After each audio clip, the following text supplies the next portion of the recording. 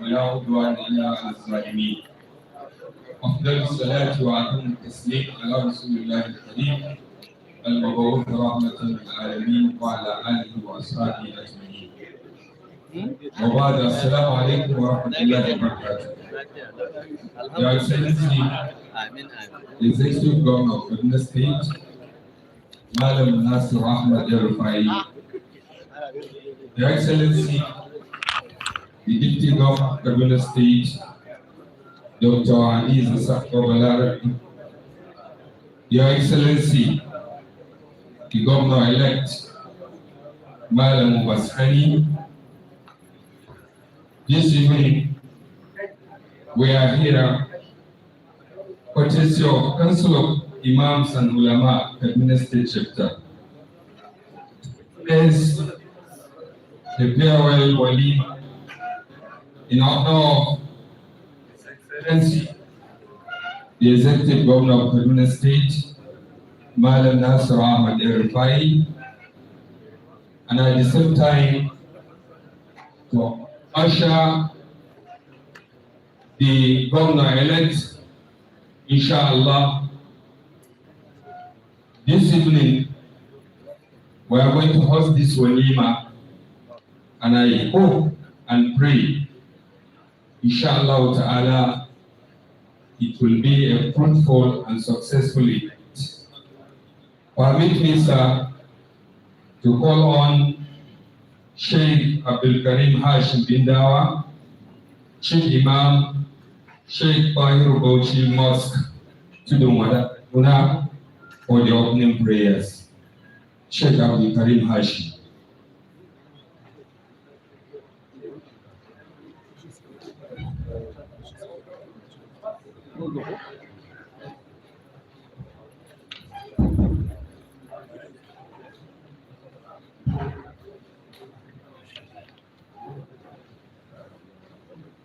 Use not to wear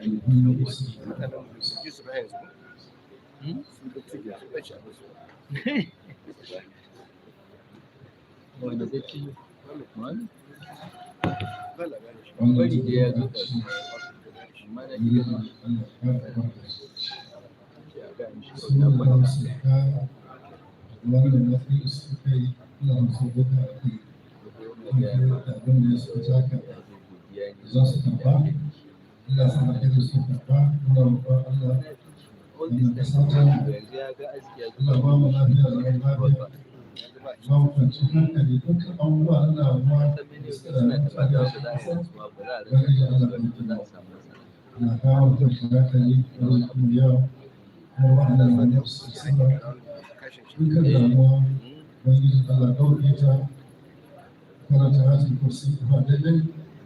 Shi da rika ne sauran suna Allah ba mu Allah ya masu ma'amun waɗannan mutane Allah su ce su da imanci da ba ta mu da ta tsare su da suke wannan Allah sa su dena ba mu ne ba mu su su ne ba mu ne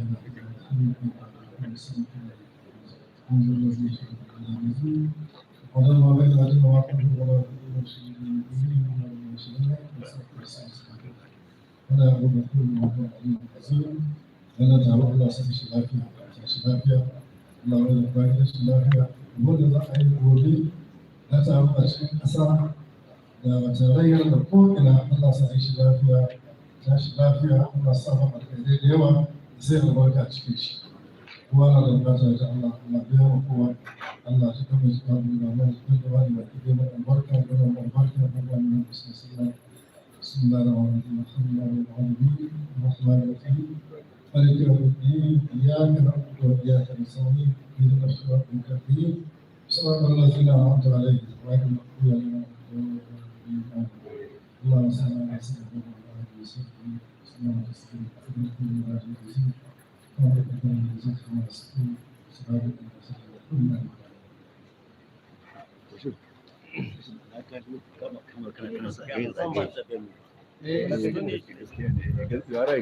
Sheikh Karim Hashim bin Dawa, da gode Allah ya saka da kamar yadda na fara bayani a farko, wannan haduwa ta mu haɗuwa ce ta walima don mu yi ma Allah godiya, mu ƙare mishi godiya a kan ni'imomi da ya yi mana.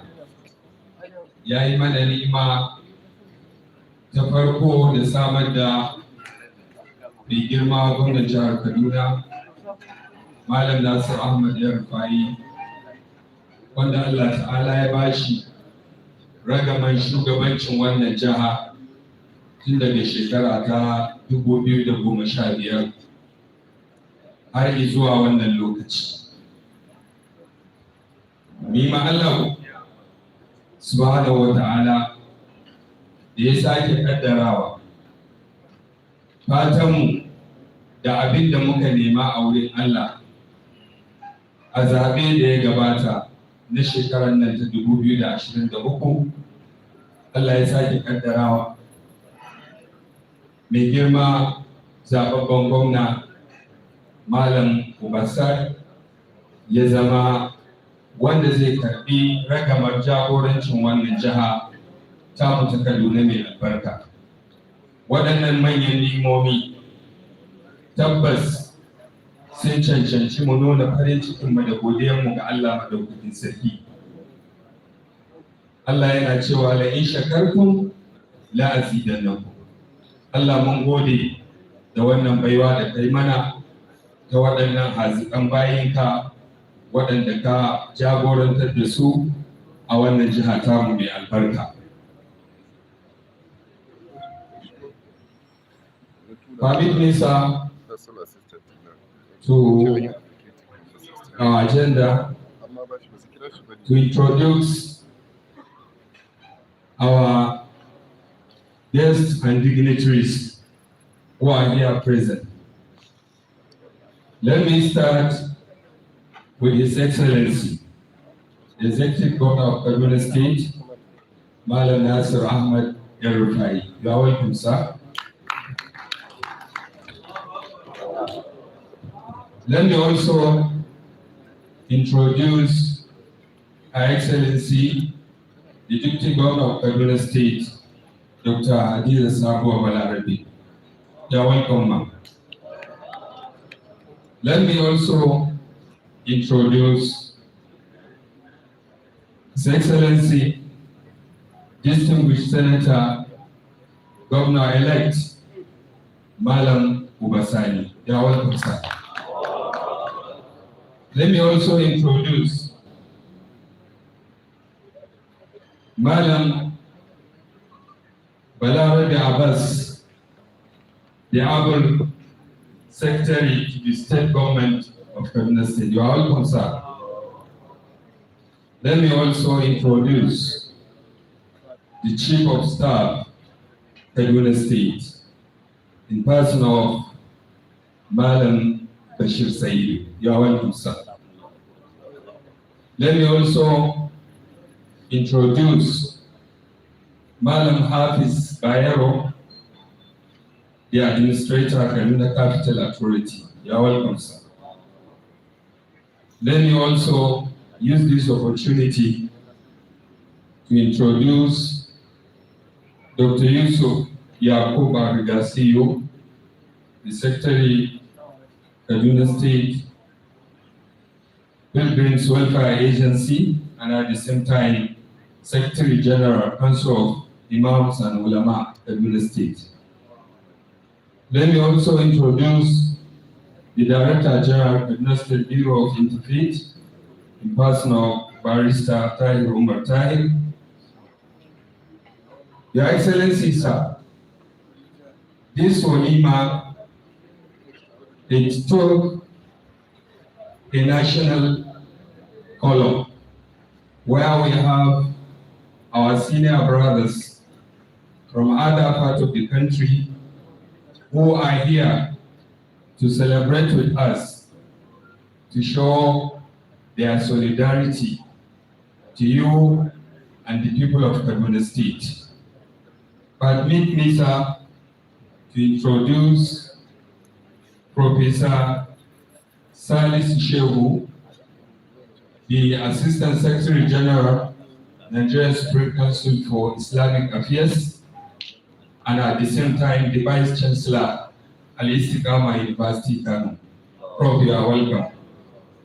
Let me also use this opportunity to introduce the chairman of this occasion, former commissioner and Council of Political, in person of Malam Sheikh Muhammad Magafi. You are welcome, sir.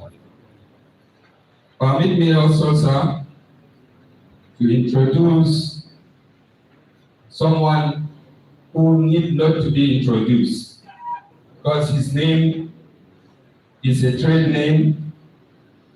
His voice have been heard by many, and he have been seen in many occasions trying to propagate justice, equity for the benefit of Nigerian citizens, and to make this our country a place where each and everyone will have the right to live, and he has the right also to profess the faith he chooses to profess.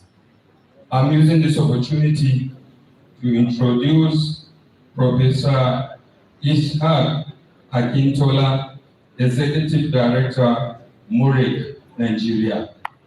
You are welcome, sir. He's from Lagos. You are welcome, sir. We appreciate you for honoring our invitation. Let me also use this opportunity to introduce Dr. Muhammad Awal, the Chief Imam of Locust, Zaria, who doubles as the Deputy Chairman, Kaduna State Council of Imams and Ulama. Ahlan wa sahlan wa marhaba. Permit me also to introduce the leader of the delegation from the southeast of Nigeria, in person of my brother, Barrister Suleiman Yusuf Njogu. You are welcome, sir. Permit me also to introduce, sir, to introduce Sheikh Abdul Ghaffar Sheikh Nasiru Kabara from Kano. You are welcome, sir. Permit me also, sir, to introduce the chairman of the Like Minds, who I introduce our senior brothers who taught us how to tolerate, how to coexist wherever we are. Let me introduce Malam Adamu from Sokoto. You are welcome, sir. Also from the Like Minds, I will introduce Malam Abubakar Gamandi from Borno. You are welcome, sir. A wannan gaba, in Allah ya yarda, yanzu za mu kira shugaban wannan zama kuma babban limamin masallacin Locust da ke Zaria. Afwan, zan kira mataimakin shugaban majalisar limamai da malamai ta jihar Kaduna, Dr. Muhammad Aliyu, wanda kuma shine babban limamin masallacin Juma'a na Locust da ke Zaria, domin ya yi mana jawabin maraba. Ahlan wa sahlan wa marhaba shi.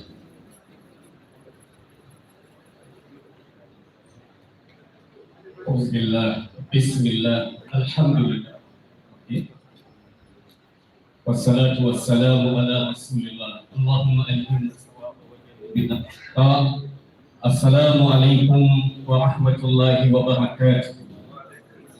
Wannan dare na Litini, yini na Lahadi, 8 ga watan 5, 2023, 28 ga watan 11 1444 hijiran manzon Allah sallallahu alaihi wasallam. Dare ne na farin ciki, dare ne na murna, dare ne kuma wanda yake cike da tarihi, wanda muke gayyatar manya-manyan baƙi mai girma wannan jihar Kaduna, Malam Nasiru El-Rufa'I, da yake da manufa, ya san inda ya fito, ya san inda yake, ya san inda ya dosa. Allah yawaita mana irin. Muna maraba, muna barka da isowanku. Haka nan mai girma mataimakiyar gwamna Dr. Khadija mai lafiya, Hadiza Balarabe mai lafiya, Aba mai lafiya, afwan. Dr. Hadiza Balarabe, sabuwa Balarabe, da ku yi haƙuri ne, da nimbari ne kila da na zuwa yau. Muna barkanku da zuwa. Irin abubuwanku na alkhari da duniya ta shaida ba Najeriya ba Kaduna State ba, Allah ya maku sakayya. Muna barka da zuwa ga zaɓaɓɓen gwamnanmu Malam Ubafani. Allah ta'ala ya taimaka, ya haskaka, ya yi jagoranci a ci gaba da alkhairin da aka kafa. Muna maraba a yi mun afuwa da manya-manyan shugabanninmu masu tallafa ma mai girma gwamna a jihar nan har zuwa ga inda muka kai da nasarar da muka samu. Allah ta'ala ya saka muku da alkhairi. Muna maraba da iyayenmu, limamanmu, malamanmu da ansa wannan gayyata ta waliman gwazo abin misali wanda tarihi ba zai manta da shi ba a wannan jiha da ƙasar nan gaba ɗaya. Muna fatan Allah ya saka ma kowa da alkhairi, yadda kowa ya zo lafiya, Allah ya mai da kowa lafiya. Kafin na ga munana da maraba da fatan iyayenmu malamai, roƙon arziki da iyayenmu limamai, mun yi sa'a a Kaduna State ba kaman wasu daga cikin jihohi ba, domin Hassan ne zai ba Husaini.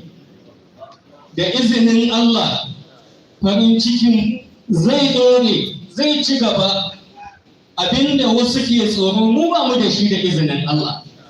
Muna roƙon iyayenmu limamai da malamai a taimaki gwamna mai ci a yanzu da gwamna insha Allahu a gobe da kyawawan addu'a.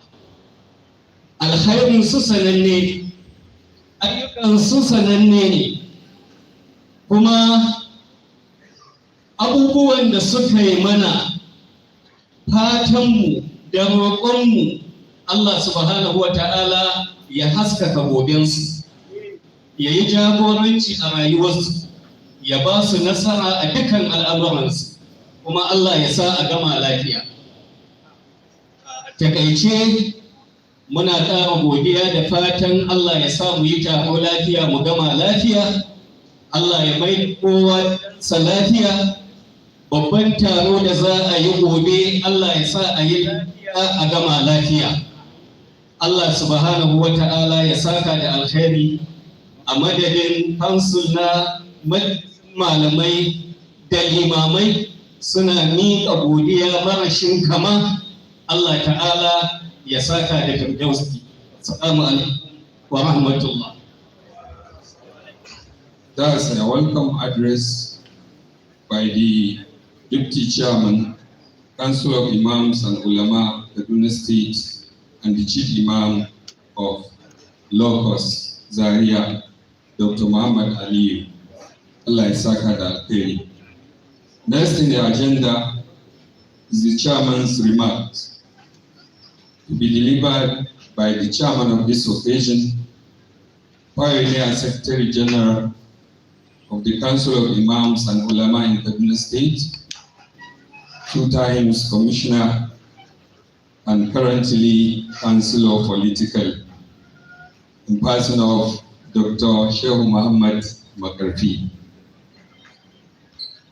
أعوذ بالله من الشيطان بسم الله الرحمن الرحيم والصلاة والسلام على سيدنا محمد وعلى آله وأصحابه وأزواجه وذريته ومن دعا بدعوته إلى يوم الدين رب اشرح لي صدري ويسر لي أمري واحلل من لساني يفقهوا قولي السلام عليكم ورحمة الله وبركاته. mai girma gwamnan jihar Kaduna, mai girma mataimakin gwamnan jihar Kaduna, mai girma zaben gwamna, manyan mutane suke wannan teburi ke gaba, manyan malamanmu, manyan limamai, yan uwa maza da mata, assalamu alaikum wa rahmatullahi wa barakatuh. Ina godiya ga Allah tabaraka ta'ala da ya azurta mu da wannan rana da wannan lokaci mai albarka domin mu taya ɗan uwanmu wato Malam Nasiru Ahmad El-Rufa'I murnar ya yi shekara 8 a gadon mulkin jihar Kaduna, kuma alhamdulillahi muna mai farin ciki kwarai da gaske da abin da muka rubuta ko kuma kundin tarihi ya rubuta yace shine ayyukan da Malam Nasiru ya yi a wannan shekara 8. Malam Allah ya saka mu da alkhairi. Abin da aka yi daidai Allah ya amsa, abin da aka kuskure kuma Allah ya gafarta. Kuma alhamdulillahi kamar yadda wani mai magana ya faɗa, Hassan ne zai ba Husaini idan ya zo zai duba abin da aka yi daidai dora a kai, abin da aka kuskure kuma a gyara a kansa. Muna amfani da wannan dama mu yi addu'a ta musamman ga shugabannin wannan majalisa ta limamai da malamai tun da kafa ta har zuwa yau. Ba zan yi lissafa wanda suka jagorance ta ba, amma ba zan iya manta da waɗanda suka yi yan kwanakin nan ko shekarun nan ba. Zan yi amfani da dama in ce ubangiji tabaraka wa ta'ala Allah ya ji kan Zubair Siraj, Allah ya mishi rahama, Allah ya sa aljanna ta ce makoma, Allah ya ji kan Malam Usman Babantini, Allah ya mishi rahama tabaraka wa ta'ala ya kai haske kabarinsa. Malam Ibrahim na kaka wanda ke jagorancin ka yanzu bai da lafiya da sauran malaman da ba su da lafiya, muna fatan wannan zauri amfani da dama ya musu addu'a Allah ya ba su lafiya. Waɗanda suka halarci wannan taro kuma Allah mai da ku gida lafiya. Kafin in yi abin magana da mai magana ko kuma mai gabatarwa, zan yi amfani da dama in ja hankalin kan matsala guda ɗaya da muka taso daga Zaria da abokan tafiya na zuwa nan. Abu ɗaya muka yi ta magana a hanya: lalacewar tarbiyya kankanin al'ummar musulmi. Mun yi ta magana a kan yau an yi wa yaro kaza fyaɗe, namiji ya hau kan namiji cikin al'ummar musulmi. Inna lillahi wa inna ilaihi raji'un. Yarinya kaza an same shi da kaza. Wannan lalacewar tarbiyya a kankaninmu, yan uwa musulmi, malamai, ina so amfani da wannan dama wanda ba ko da zan samu ba, in kira gare ku da kuke hawa minbari, don Allah a ƙara abin da ake yi kan abin da ake yi a da wajen kira al'ummar musulmi da duba tarbiyyar 'ya'yansu. Ina ta magana ko wannan juma'a idan ka lissafa auren da aka ɗaura a Sultan Bello kawai da ƙarfe 11 da wanda ake da azhar da sauran masallatai, kai ka san ana aure, kuma daga nan ake fara production, nan da nan za ka kai asibiti baya, amma ana mantawa da suna ma iyaye haƙƙin da Allah ya ɗora a kansu da tarbiyyar 'ya'yansu.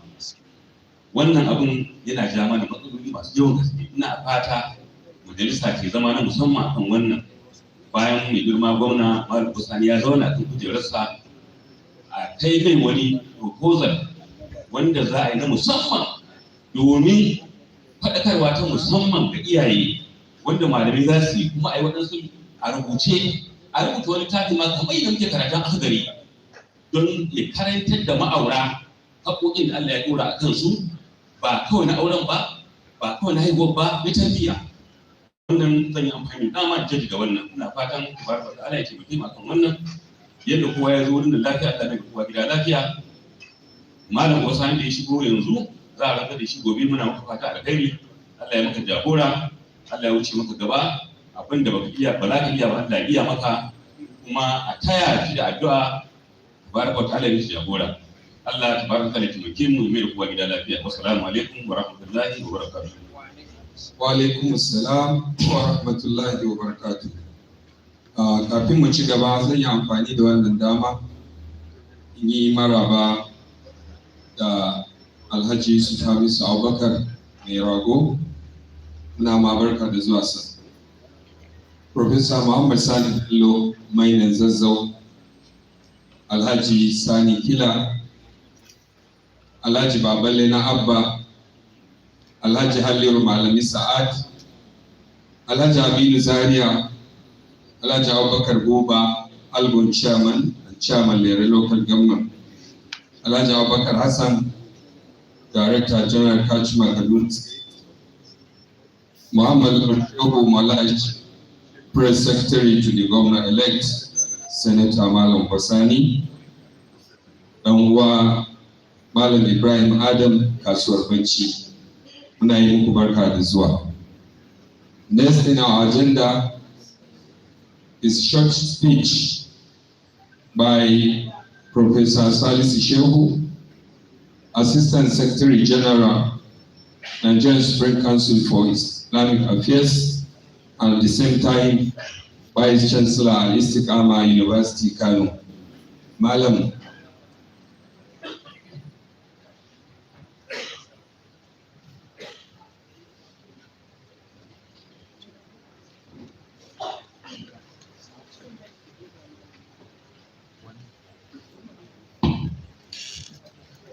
أعوذ بالله من الشيطان الرجيم.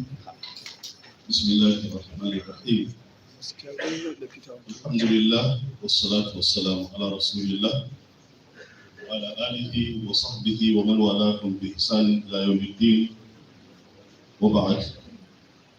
Your Excellency, the Governor of Kaduna State, Malam Nasiru El-Rufa'I, Your Excellency, the Deputy Governor of Kaduna State, Dr. Adiza Sabuwa Balarabe, Your Excellency, the Governor-elect, distinguished Senator Malam Ubasani, the Secretary to the Kaduna State Government, other members of the Executive Council and senior officials of Kaduna State Government, most respected Imams and Ulama,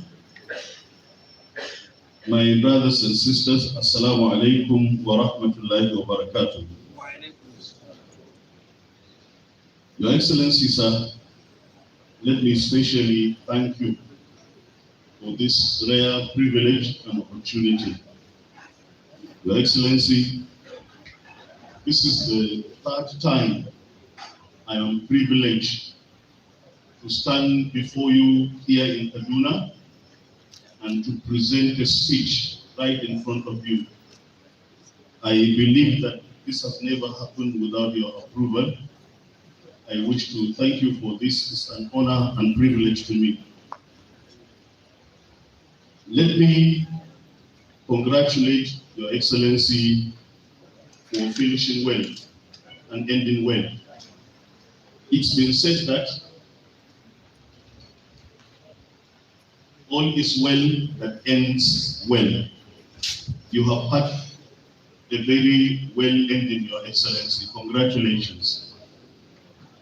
And may Allah reward you for all the good things you have done for Kaduna State and by extension for Nigeria. Because the number of things that you have done for Kaduna State have ripple effects and they affect a number of things and situations in Nigeria. Peace in Kaduna State is peace in Nigeria. Lack of peace in Kaduna State is lack of peace in Nigeria. You've been able to sustain peace in Kaduna State. Congratulations, sir. I wish to also congratulate the Deputy Governor, and also I wish to congratulate the incoming governor on a successful landslide victory in the elections. Congratulations, sir, and may Allah see you through successfully as He has seen Governor Nasiru El-Rufa'I.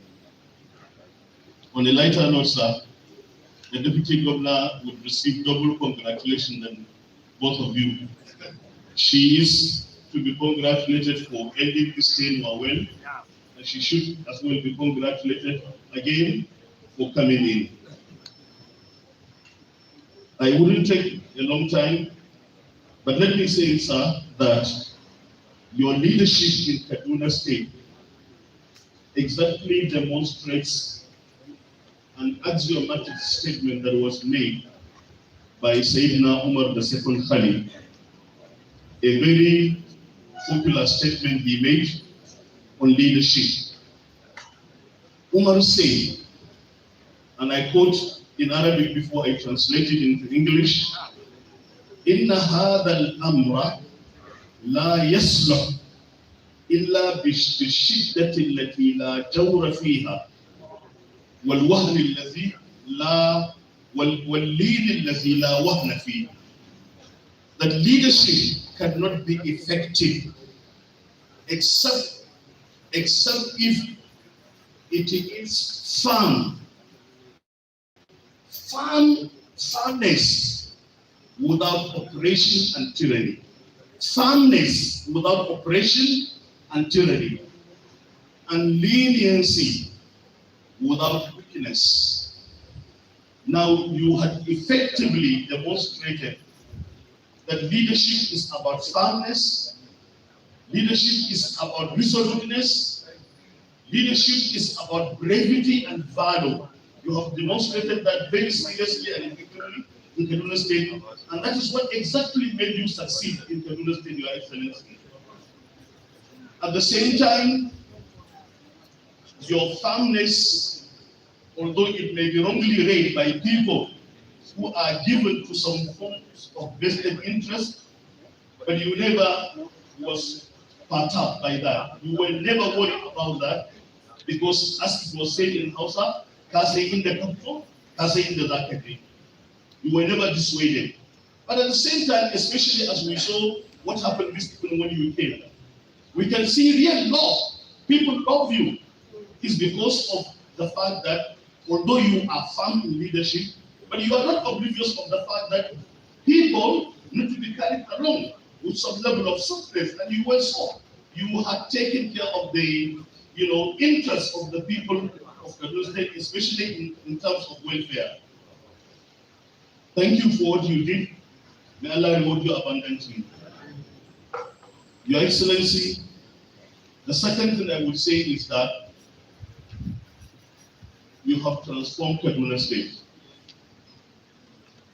The first time I set my foot in Kaduna was 40 years ago, Your Excellency. That was exactly in 1983, when I was sent from Bauchi State to come and meet the late Sheikh Mahmoud Gumi to give me a recommendation letter to get admission to the University of Medina. But as Allah would have it, Alhamdulillah, I was not supposed to go there. I was trying to go to the University Kano. Now, since that time, I had been coming to Kaduna, and Kaduna almost second home to me. The single road that traversed through Kaduna since that time has always been the road there. And then because of the frequency of my coming to Kaduna, I can say that I memorized all the roads in Kaduna. But Your Excellency, now, I miss my ways when I come to Kaduna. I miss my ways when I come to Kaduna, honestly. Thank you very much for that. We are all stakeholders of the Kaduna project. As a typical northerner, Kaduna State belongs to all of us. So Kaduna is our pride. You have made all of us to be proud of Kaduna, Your Excellency. Thank you so much. Finally, I would wish to use this opportunity to advise the incoming governor after congratulating him. Your Excellency, tomorrow by this time, Governor El-Rufa'I is relieved. and he may sleep with his one eye. Your Excellency, by this time, you will be holding the mantle of leadership. You will be inheriting. Of course, you will be inheriting the legacies, the excellent legacies that Governor El-Rufa'I is leaving behind. But then you would also inherit the challenges. And the challenges of leading Kaduna State are as monumental as the challenges of leading Nigeria. Because by implication, for geographical, demographic, political, and all other reasons, Kaduna State is a miniature Nigeria. So the challenges of leading Kaduna State as monumental as leading Nigeria, all the fault lines in Nigeria, are reflected in Kaduna State. So Kaduna State is a miniature Nigeria. Your Excellency, you should be ready for that. But what is even more instructive is that, of course, Governor El-Rufa'I is going, and we pray that Allah will give him and endow him another position of responsibility. We want to see your representation on the public space in Nigeria, Your Excellency, so that what you have done in Kaduna State, you will continue to serve the Nigerian people. Your Excellency, Governor-elect, one and only thing that one would tell you at this point that will help you is that as you enter the office, just remember that that weak old woman in the remotest part of Kaduna State that may be waiting for portable, pure drinking water to drink, that helpless Fulani man that is looking for a place to graze his cattle. Your Excellency, remember those helpless children of the common men that are looking for good school to save their children. Your Excellency, remember all those people. You will be asked about them on the day of judgment. Please remember that. Wassalatu wassalamu ala rasulillah. Wassalamu alaikum wa rahmatullahi wa barakatuh. In Your Excellency, I am abinda na ce a taƙaice shi ne wato wannan taro ya yi ma'ana, walillahi alhamd, kuma na gode da alfarmar da aka yi min a tsaya da jawabi a wannan wuri mai muhimmanci, wannan taro na tarihi. Na yi magana akan irin salon shugabanci da mai girma gwamna Malam Nasiru El-Rufa'I ya gabatar, cewa irin wannan salo na shugabanci shi ne irin salon shugabanci da Sayyidina Umar ya yi bayani cewa shugabanci ba zai inganta ba sai tare da wato misali, ba zan ce tsanani ba, tare da wato misali abin nan dagewa da tsayawa ba tsoro akan gaskiya wanda babu zalunci a ciki. Ka tsaya akan gaskiya, kada ka ji tsoro, amma babu zalunci a irin tsayawar da za ka yi wajen tabbatar da gaskiya. Sannan ka sauƙaƙa, ka sassauta irin sassaucin da kuma babu rauni a ciki. Kada ka garin sassauci rauni shigo a cikin shugabanci. Shi ne ya ce irin wannan salon shugabanci da sai na ya kwatanta ya yi magana, irinsa muka gani a wajen gwamna Nasiru El-Rufa'I. A tarihin Najeriya, a wayona da karatuna gwargwadon hali, ban taɓa ganin gwamnan da yake ci gaba da zartar da abin da ya yi imani daidai yake yi ba. Sauran some hours bai sauka, amma yana ci gaba da zartarwa. Malam Nasiru, Allah ya kara karfin gwiwa. Sannan na yi magana yadda ya canza Kaduna, wannan ce duk shekarun da na yi ina shigowa Kaduna, amma a yanzu saboda irin hanyoyi da kekketa aka yi shimfiɗa a cikin Kaduna, ina bata ba na iya gane hanya wani zulu. Allah ya saka da alkhairi. Na yi nasiha ga mai girma gwamna mai shigowa cewa ya tuna cewa Allah tabaraka wa ta'ala zai tambaye shi, kada ya rinka kallon mutanen da suke cikin Kaduna kawai, waɗanda suke shiga rediyo suna caccaka gwamna, suna kada ya rinka tunanin su kawai, amma wannan tsohuwar matar da take cikin ungulmin daji, ko matar da take da ciki a ƙauyen da babu hanya sai an ɗauko ta a wilbaro a kawo ta bakin titi, ko garuruwan da suke neman ruwan sha, ya tuna duka waɗannan Allah tabaraka wa ta'ala zai tsaye da shi ranar alkiyama ya tambaye shi game da haƙƙinsu. Allah ya bashi ikon kula da haƙƙin nan. Allah ya yi masa riko, Allah ya yi masa Allah ya riko da hannunsa, Allah ya masa jagora. Kamar yadda Malam Nasiru El-Rufa'I ya gama lafiya, Allah ya sa shi ma ya gama lafiya. Allah ya sa mu dace. A ƙarshe, Malam da zaka iya tunawa tsayawa ta biyu da na yi a gabanka, na ce irin yadda ka yi a shugabanci na tuna min da abin da Mamman Shata marigayi Allah ya masa rahama ke cewa a ja baki a fasa ba tare da jin tsoro ba, don ba a gwaninta da tsoro malam, mai tsoro ba shi gwaninta kowane ne kuma ko ɗanwa. Allah ya kawo. Assalamu alaikum.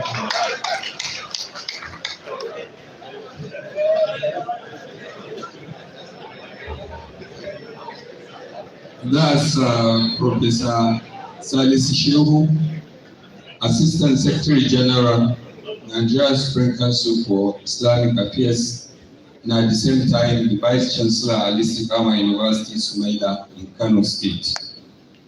Thank you, sir. This short speech, which it carries a lot of inspirations and a lot of appreciation for His Excellency's work in Kaduna State. It's a testimony. We are all here as witness. When His Excellency came in 2015, together with his team, they resolved and they came with a slogan in which they are saying they are into governance in order to make Kaduna State great. And Alhamdulillah, people coming to Kaduna, they testify that you have done what you are able to do. We continue to pray to you, Allah subhanahu wa ta'ala, to pay you back, to bless you, and to give our incoming governor the opportunity to continue from where you stop. May Allah subhanahu wa ta'ala reward you abundantly. Next in our agenda is goodwill messages from special guests and representatives of organization. Here with me, as I mentioned earlier, the Walima, we had some brothers who from far away honor our invitation in solidarity to see that they contribute to the success of this Wali. Permit me, sir, to call on the leader of the delegation from the Southwest, in person of Professor Ishaq Akintola from the Morik, from University of Lagos, to please give us a goodwill. Thank you, sir.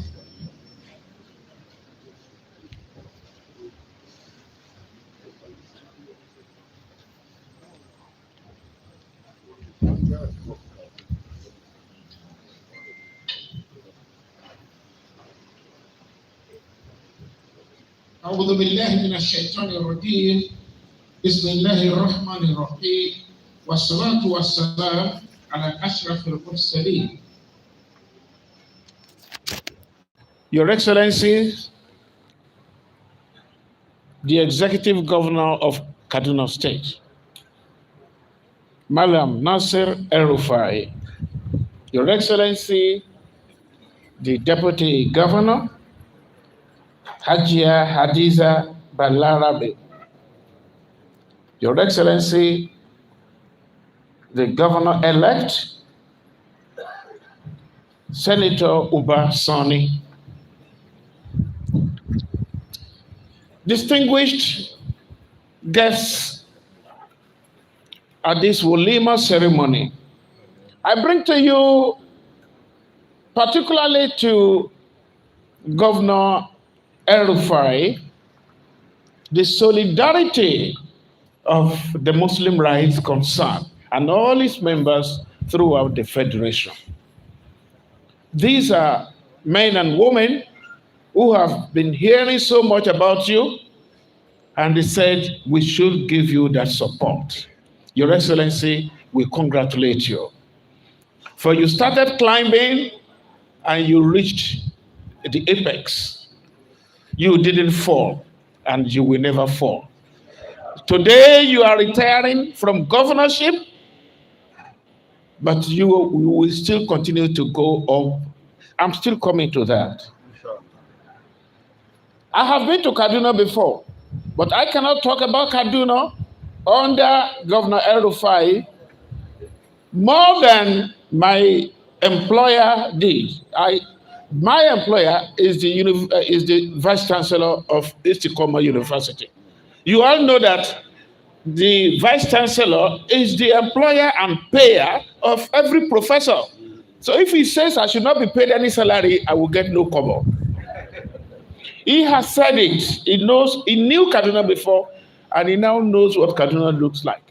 Even His Excellency President Muhammadu Buhari, who lived in Kaduna all his life, about 2 years ago, said it live on television that when he came back to Kaduna 2 years ago, he could not know the way to his house.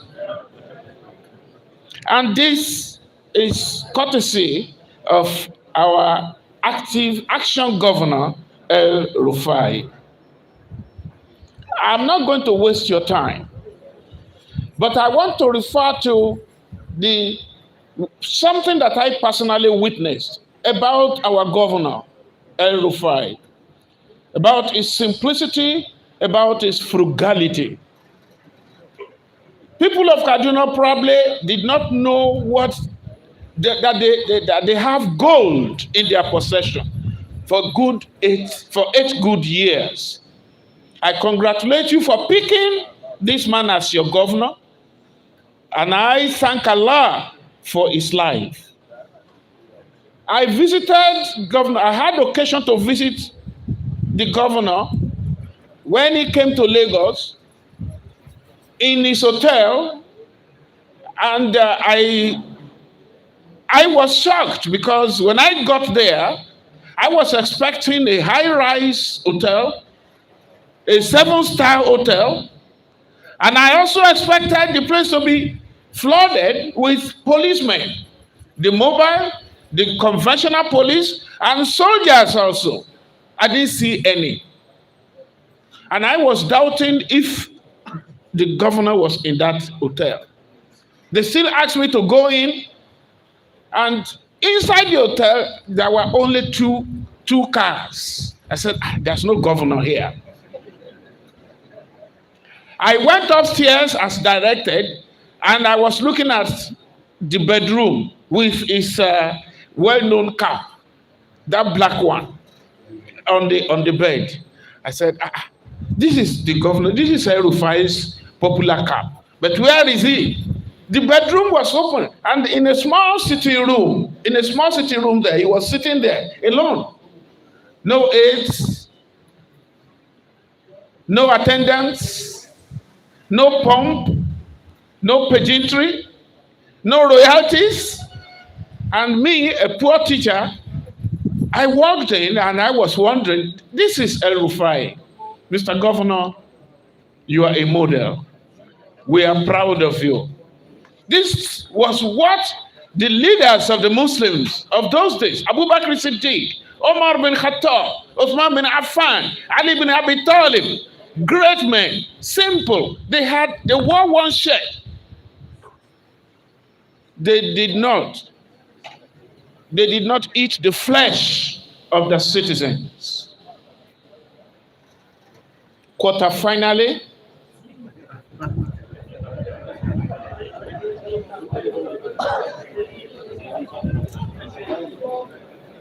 I want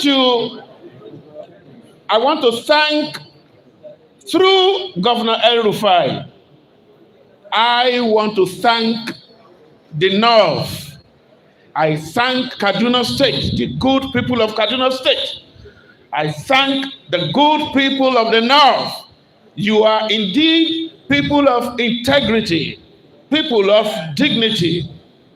On the issue of the election that was held on February 25, 2023, even before then, the primaries that was held earlier, but for the intervention of the 12 governors mobilized by our action governor, Nasiru El-Rufa'I, the 12 governors whom we now refer to as the Noble Dozen,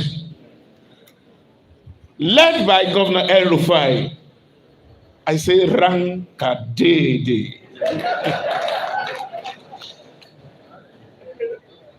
There is nothing in the Constitution that says the presidency should go to the South in 2023. It was an unwritten understanding. But Governor El-Rufa'I and these noble dozen governors from the North insisted. They said, no, we must stand by our promise. Northerners are people who stand by their promises. And Allah will reward you. They have shattered the myth of a northern oligarchy, a northern caliphate hegemony. That is what that's the slogan in the South. Inna lillahi, there will be light again.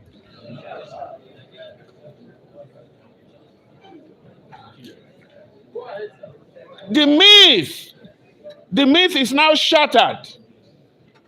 We were told that, look, the Northerners are just deceiving us. They will continue in power forever. And that we in the South, we should not, or even in the Southwest, should not believe them. But what happened? The same Northerners now stood up and said, no. 12 governors mobilized themselves and insisted that power must shift to the South. It has shifted to the South. Malam Nasiru El-Rufa'I, Executive Governor, Kaduna State, we salute you. Give me light. Light.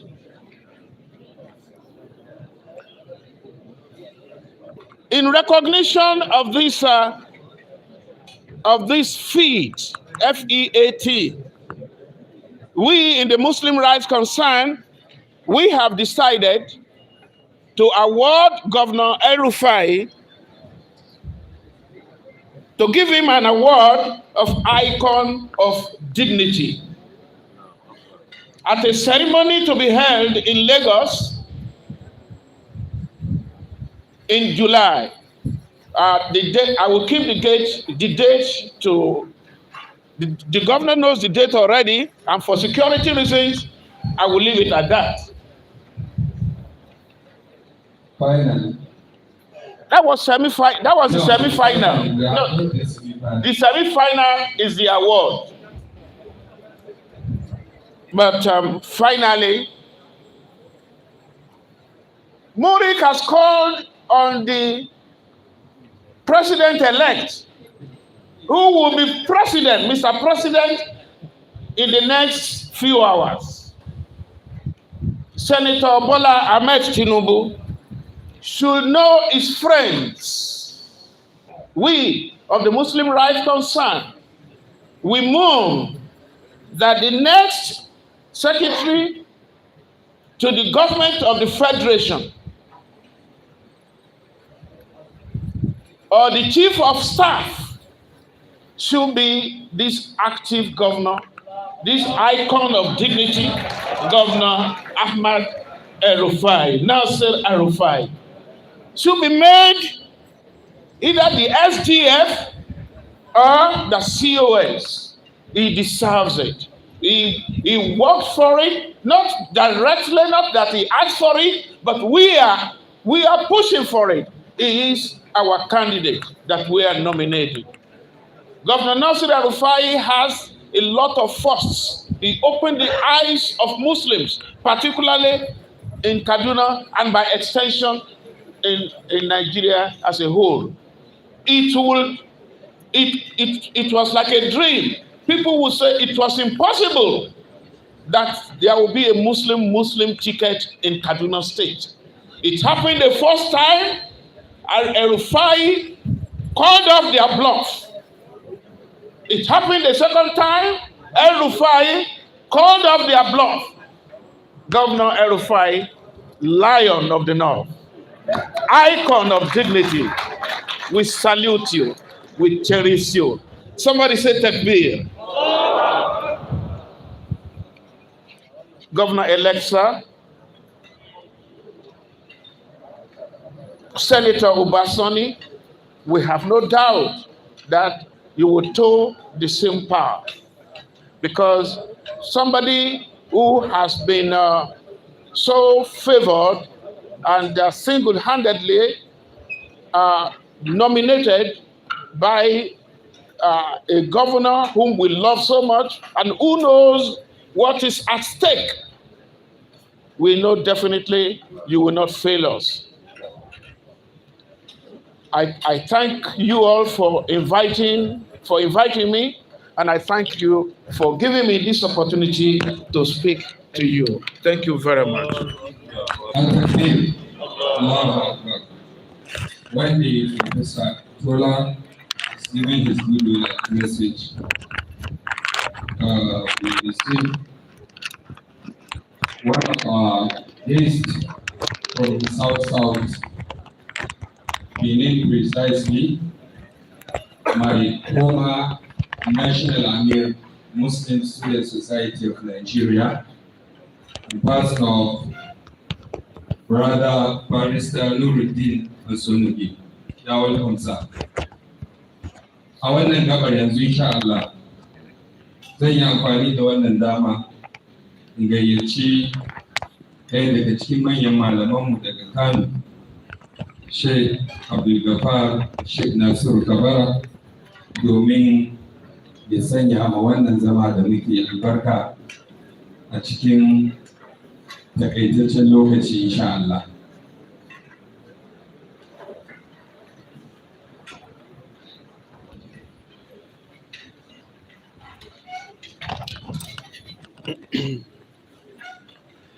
بسم الله الرحمن الرحيم. يا رب صل على الذي لولاهما كان الوجود بأسره موجودا، طه الذي خصصته بمحاسن سلب الكلمة بها وهي مهودا، اللهم صل وسلم وبارك عليه. إنما الأعمال بالنيات وإنما لكل امرئ ما نوى. mai girma gwamna mai sunan Sheikh Malam Kabara El-Rufa'I, mai girma mataimakiyar gwamna Hajiya Hadiza Bala, mai girma zababben gwamna mai jiran gado Alhaji Ubasani, manya-manyan shehunai, limamai, malamai, manyan jami'an gwamnati, mahalarta wannan taro, jami'an tsaro da 'yan jarida maza da mata, assalamu alaikum wa rahmatullahi ta'ala wa barakatuhu. Alhamdulillah, saboda mahimmancin wannan lokaci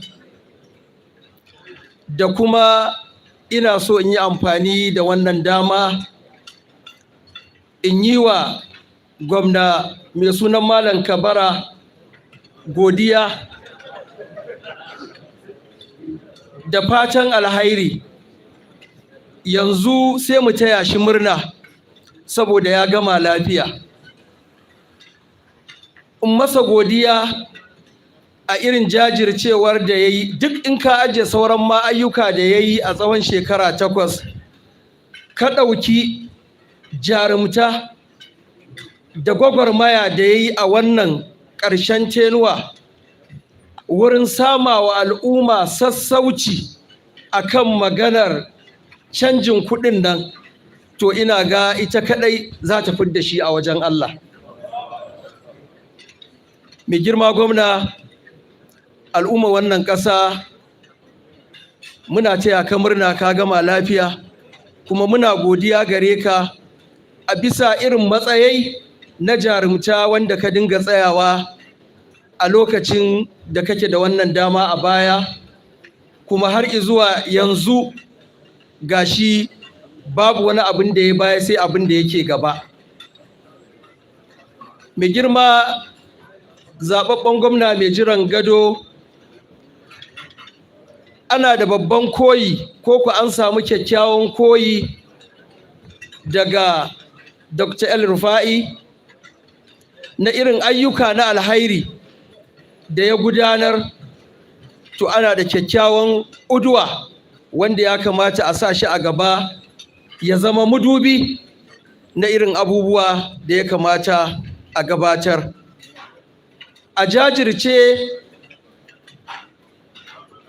a yi ƙoƙari, ba lokacin hutu ne ba yanzu, duba da irin halin da al'ummarmu suke ciki, ƙalubalen rashin tsaro, ƙalubalen tsadar rayuwa, ƙalubalen abubuwa iri-iri, to fa ba ku da hutu. Yanzu aiki ake bukata a gare ku, kuma muna roƙon Allah ya haska muku, ya muku jan gora, ya zama ƙasa ma ta ɗosani hasken yadda za a fita daga cikin waɗannan matsaloli da muke fama da su daga gare ku, daga wannan jiha mai albarka. Allah maɗaukakin sarki yana faɗa a cikin littafi mai tsarki, yana cewa qul imalu fasayarallahu amalakum wa rasulahu wal mu'minun. Allah ya ce ku yi aiki, baya buƙatar sai ka yayata ko social media ko a jarida. In ka gaskata ka dukufa kai aikin, Allah ya ce zai ga aikin, zai nuna wa ma'aiki, zai nuna wa mu'minai, za su yi shaida a kansa. Sannan mu sani cewa kamar yadda Vice Chancellor ya faɗa, Allah maɗaukakin sarki ya ce fa man ya'mal mithqala dharratin khairan yarahu wa man ya'mal mithqala dharratin sharran yarahu. Mu sa wannan ma'auni a gabanmu, cewa Ubangiji maɗaukakin sarki yana mana wa'azi da cewa mu tabbatar da cewa wanda duka ya aikata kyakkyawan aiki ko da misalin ƙwayar zarra, to zai karɓi sakamakon aikin, zai ga aikin nan ga Ubangijinsa. Haka kuma wanda ya mummuna, wal iyaz billahi. Kuma mu sani cewa Ubangiji maɗaukakin sarki yana gaya mana cewa wala tus'alunna yawma izin anin na'im. Allah ya ce wallahi lallai dukkaninmu kowa za a tambaye shi a ranar lahira a lokacin da yake cikin ni'ima. Allah ya ba mu lafiya, ya ba mu ilimi, ya ba mu hankali, ya ba mu abubuwa, kuma daɗi a kai ya ba mu shugabanci. To sai mun lura, manzo Allah sallallahu alaihi wasallama yana cewa ma min ahadin illa yukallimuhu rabbuhu laysa bainahu wa bainahu turjuman. Mu sani cewa babu wani ɗaya a cikin mu, inji manzon Allah, face a ranar lahira sai ya yi zance da Allah gaba da gaba, babu ɗan tafinta a tsakaninsu. Saboda haka mu yi ƙoƙarin tanadin wannan rana wajen gabatar da kyawawan ayyuka da gaskiya da riƙe amana da yin abin da yake na taimakon al'ummarmu, wurin ya zama cewa mutuƙar ba su huta ba, to mu ma ba mu da hutu. Ina fatan Ubangiji maɗaukakin sarki ya sakawa waɗanda suka shirya wannan walima ta alfahari ta tarihi ga mai girma gwamna mai sunan Sheikh El-Rufa'I, wanda zai tafi. Allah ya saka musu da alkhairi. Kuma waɗanda ni dai na samu gayya ta kan Malam Ibrahim kasuwar Bacci, to ina fatan Allah ya saka masa da alkhairi da ya kira ni tare da rintsin wannan lokaci. Ya kamata mu ma a ce muna can a Kano mu ma ana taka rawar da mu. To amma mahimmancin ina so in zo in yi godiya ta musamman a bisa tsayuwar daka wacce mai girma gwamna El-Rufa'I ya tsaya da ita a wayannan lokuta, shi yasa na yanke komai a can na ce gwanda in zo in samu wannan awa ɗaya ko biyu ɗin ta ishe ni har waccan ɗin. Allah ya saka wa kowa da alkhairi. Wassalamu alaikum wa rahmatullahi wa barakatuh. Wa alaikum assalam wa rahmatullahi wa barakatuh. Muna godiya Sheikh Abdul Ghaffar, Sheikh Nasiru Kabara. Allah ya saka da alkhairi. I will call on the leader of the delegation from the southeast, Barrister Suleiman Yusuf Njoko, to be short and precise, please.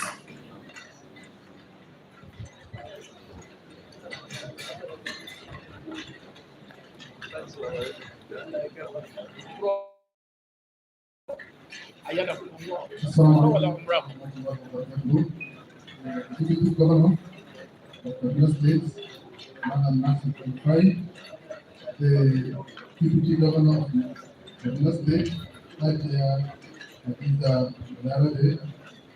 the Deputy Governor of Kaduna State elect, Dr. Ibarsani.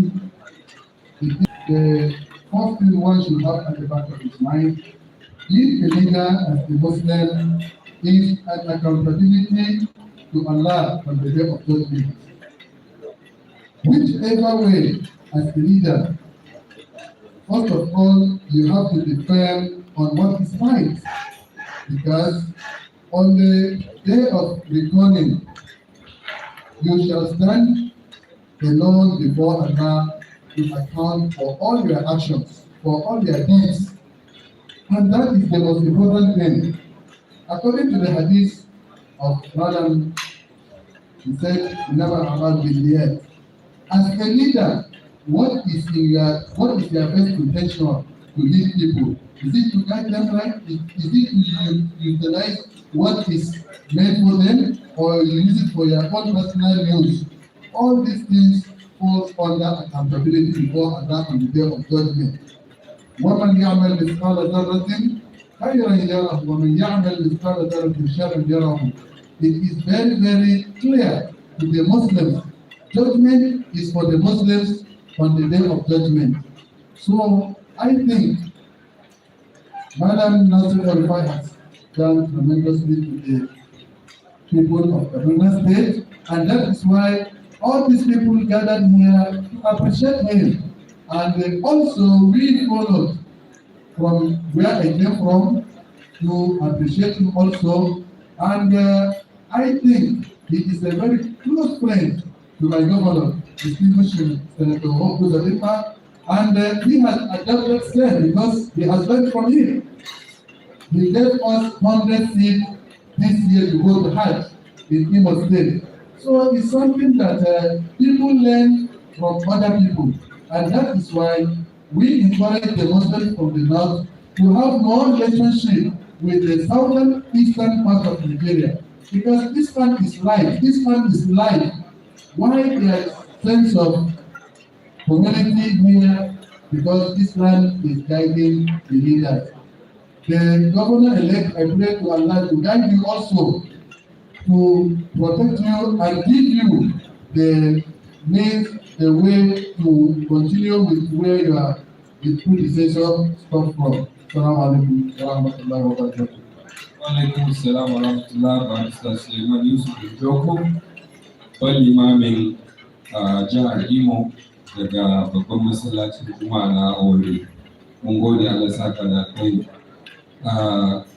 Sai Malam Adamu Abdullahi daga Sokoto. Malam Adamu Abdullahi.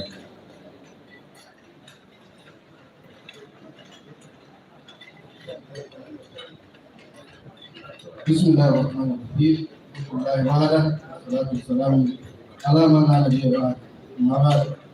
Assalamu alaikum wa rahmatullahi wa barakatuh. Da girma wannan jihar Kaduna, El-Rufa'I, da girma mataimakiyar gwamna, Hajiya Dr. Hadiza Balarabe, da girma zaɓen gwamna, Senator Masani, da sauran manyan mutane da malamai da jimamai. Assalamu alaikum wa rahmatullahi wa barakatuh. gaskiya ni ma jawabin da zan yi bai da wani dogon bambanci da sauran wanda suka gabace ni. Malam Salisu Shehu ya ce ya fara zuwa Kaduna a shekara ta 1883. To ni a nan na fara primary school daga shekara ta 1967 har zuwa 1970 da muka kwashe kayan mu kuma Sokoto. To zan iya cewa ni na san wannan jiha tun lokacin gwamna Abba Kyari, wanda shine gwamna na farko na soja. To a gaskiya idan mutum zai faɗi gaskiya, wanda ya san wannan jiha ya san tun da aka kafa ta ba taɓa samun gwamna wanda ya yi aiki na ciyar da wannan jiha a gaba kamar Malam Nasiru ba, Allah saka mashi da kai. Sannan matsalar rashin tsaro mun sa abin da ke faruwa da an yi ɗan rikici, mun taso daga Sokoto ko daga Kano ko daga wani gari za mu Abuja da kace gwani gora sai a tare ku. Amma Malam Nasiru Allah ya taimake shi ya kawar da wannan. Saboda haka aikin da ya ma wannan jiha ba ƙaramin aiki bane, wanda kuma ya shafi ƙasar Najeriya baki ɗaya. Abin da dai muke kira zuwa gare shi, don muna jin kishin cewa yana so ya ritaya da koma gefe. To gaskiya muna kira zuwa gare shi, wato ɓarewar da ya samu don a Abuja yana minista kuma da wannan shekaru da yi, to lallai yana da kyau ita wannan gwamnati ta Bola Ahmed Tinubu ya zama yana cikin wanda za su shiga a dama da su domin amfana da wannan ƙwarewar tashi.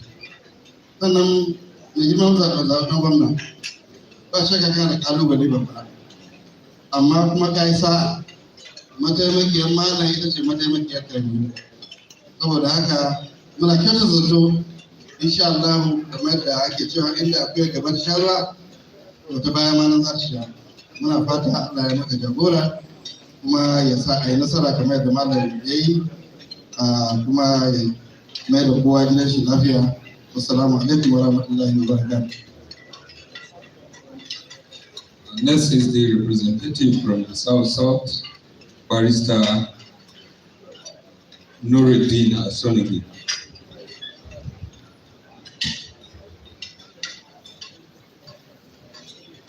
Let me stand on the existing committee to say we are deeply elated to be here to appreciate Malam El-Rufa'I.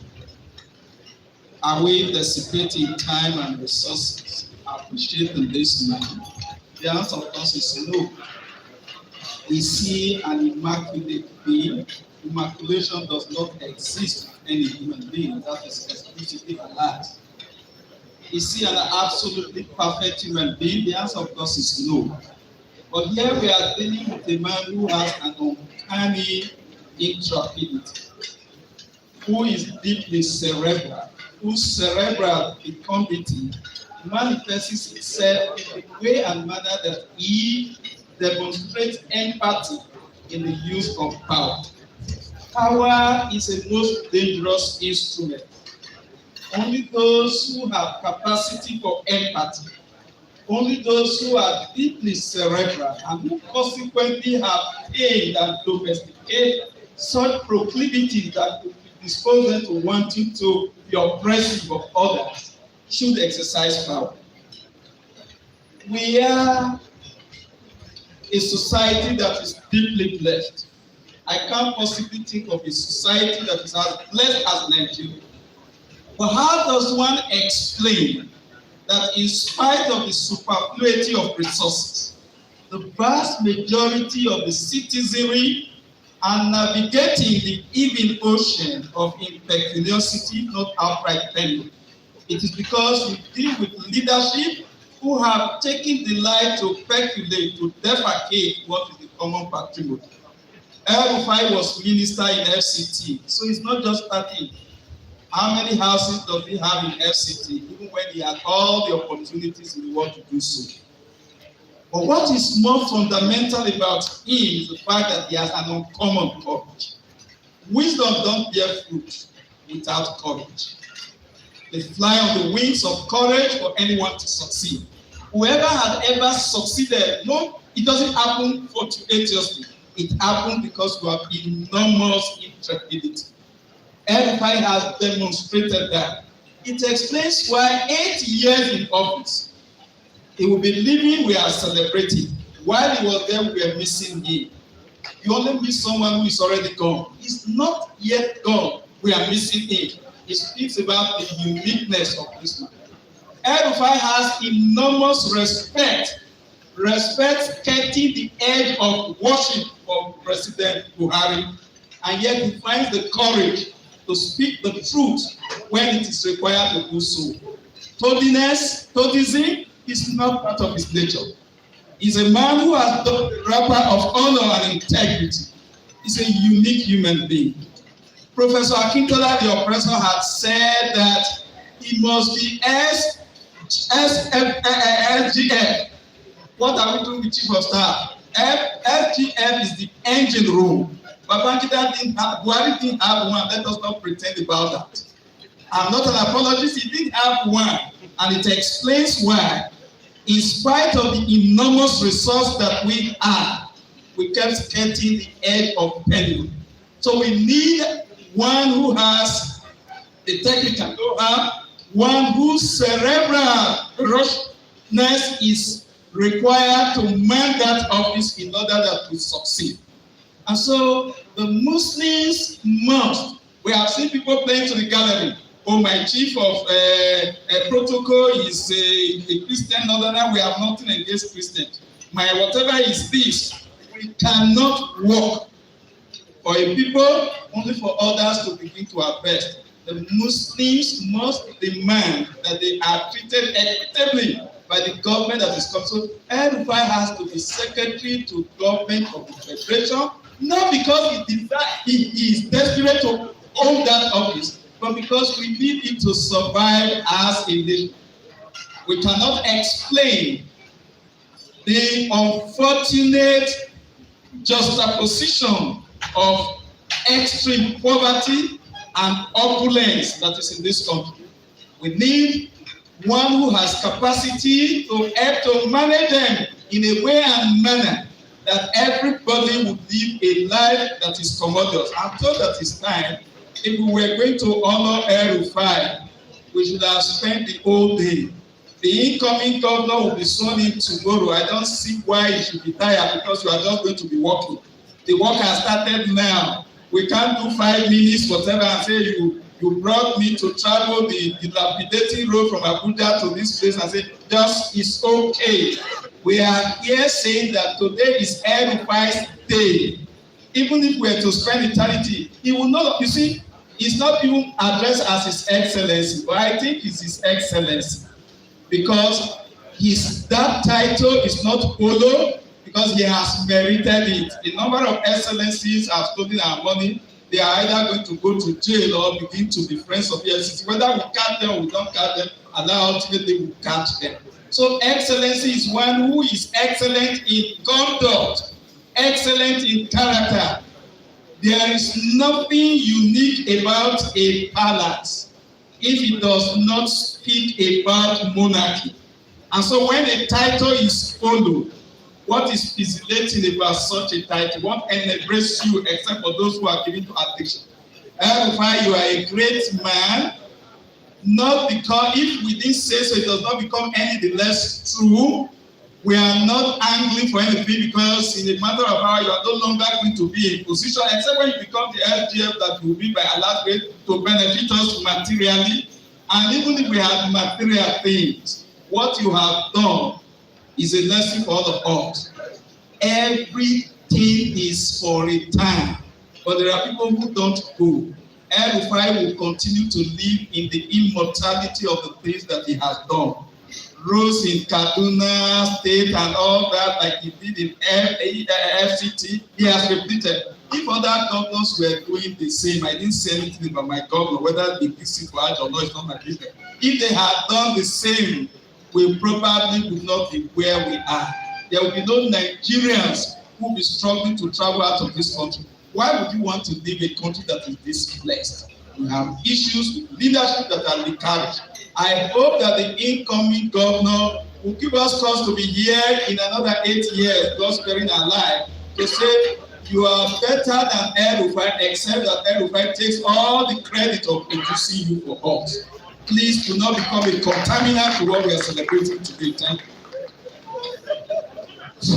So, inshallah, ai haƙuri mun gangaro inshallah ta'ala kusan muke da dabin kare wannan zaman Allah yadda an umarce ni da gayyaci Sheikh Salo Abdullahi mai Barota a cikin minti ɗaya, sai kuma babban liman masallacin Sultan Bello Sheikh Dr. Muhammad Suleiman Adam. So, Sheikh Salo mai Barota.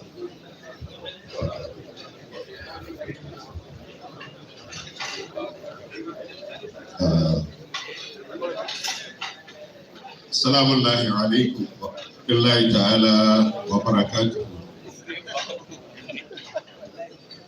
Mai girma gwamnanmu Malam Nasiru El-Rufa'I, wanda zuciyarmu take raɗaɗin rabuwa da shi, da kuma tafiyarsa ko barinsa jihar Kaduna, musamman akan wata kalma da yake faɗi cewa in ya fita ya bar Kaduna za mu daɗe ba mu kai shi ba. Ko yanzu mun yi wannan maganar ni da shi, na ce masa ranka daidai don Allah ka daina faɗin wannan kalmar don ba ma jin daɗinta.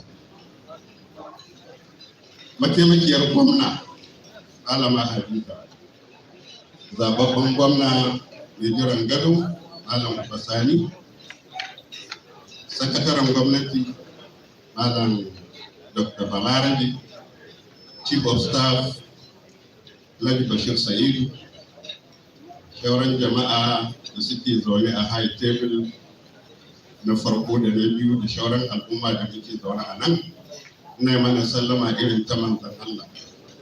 Ita ce amincin Allah da rahmar Allah da albarkatunsa su tabbata a gare mu baki daya, albarkan manzon Allah.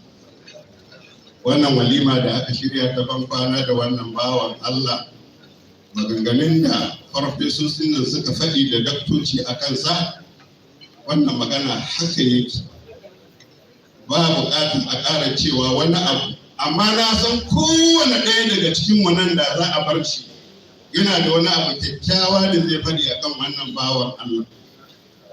Ina nufin gwamnan mu ma Nasiru El-Rufa'I. Na faɗa masa, kuma na faɗa a gabansa, na faɗa a gaban wasu daga cikin ku, har shi zaɓaɓɓen gwamna a ranar yana nan a zaune. Na ce a jira kaɗan zan yi wata addu'a, amma addu'a da zan yi da Allah na ce ina son a ce amin. Babban abin bakin ciki ne addu'an a gabansu, wallahi ba wanda ya ce amin. Na ƙara maimaita addu'an ba wanda ya ce amin, amma daga baya aka ce to ba za mu ce amin ba sai ka fassara. Da na fassara sai kowa ya ce amin. Nan ma zan yi wannan addu'a in gani. Hausa suna cewa, bari bar magana Hausa. Malam Nasiru El-Rufa'I, yanzu nan na yi magana da kai ka ce gobe za ka wuce Abuja. In ka tafi Allah sa kar mutana da kai. Jama'a na son addu'a na yi, Allah sa kar mutuna da shi. Amin. Dr. Rigasi ya ce yi. To ya aka Dr. Rigasi shi kada ya ci wannan jarabawa. Ma na zuri in ka tafi Allah sa kar mutuna da kai. To wannan magana tana buƙatar fassara.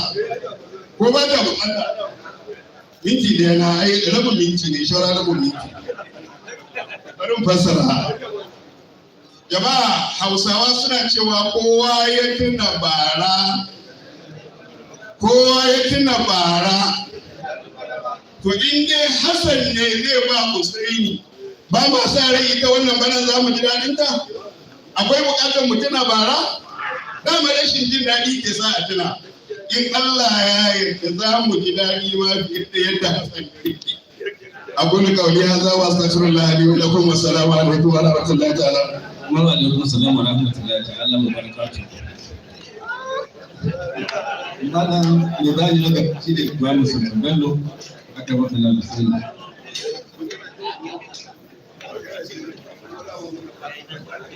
Assalamu alaikum wa barakatuh. Da girma gwamna, ina fatan dukkan matakai na girmamawa na bisu muna muku sallama ta addinin musulunci. To ni duk abin da za a faɗa ba wani abin da zan faɗa wanda yake ba a ga an faɗa ba, amma ina da abubuwa kwaya biyu kawai.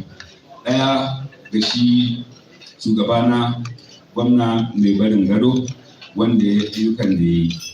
Aikin kuma da nake so in ce shi ne mai girma gwamna ta cika jihar Kaduna gaba ɗaya da kasuwanni. An yi kasuwanni na zamani suna nan burjik, duk wanda ya zo zai sha'awa. Allah ya saka da alkhairi.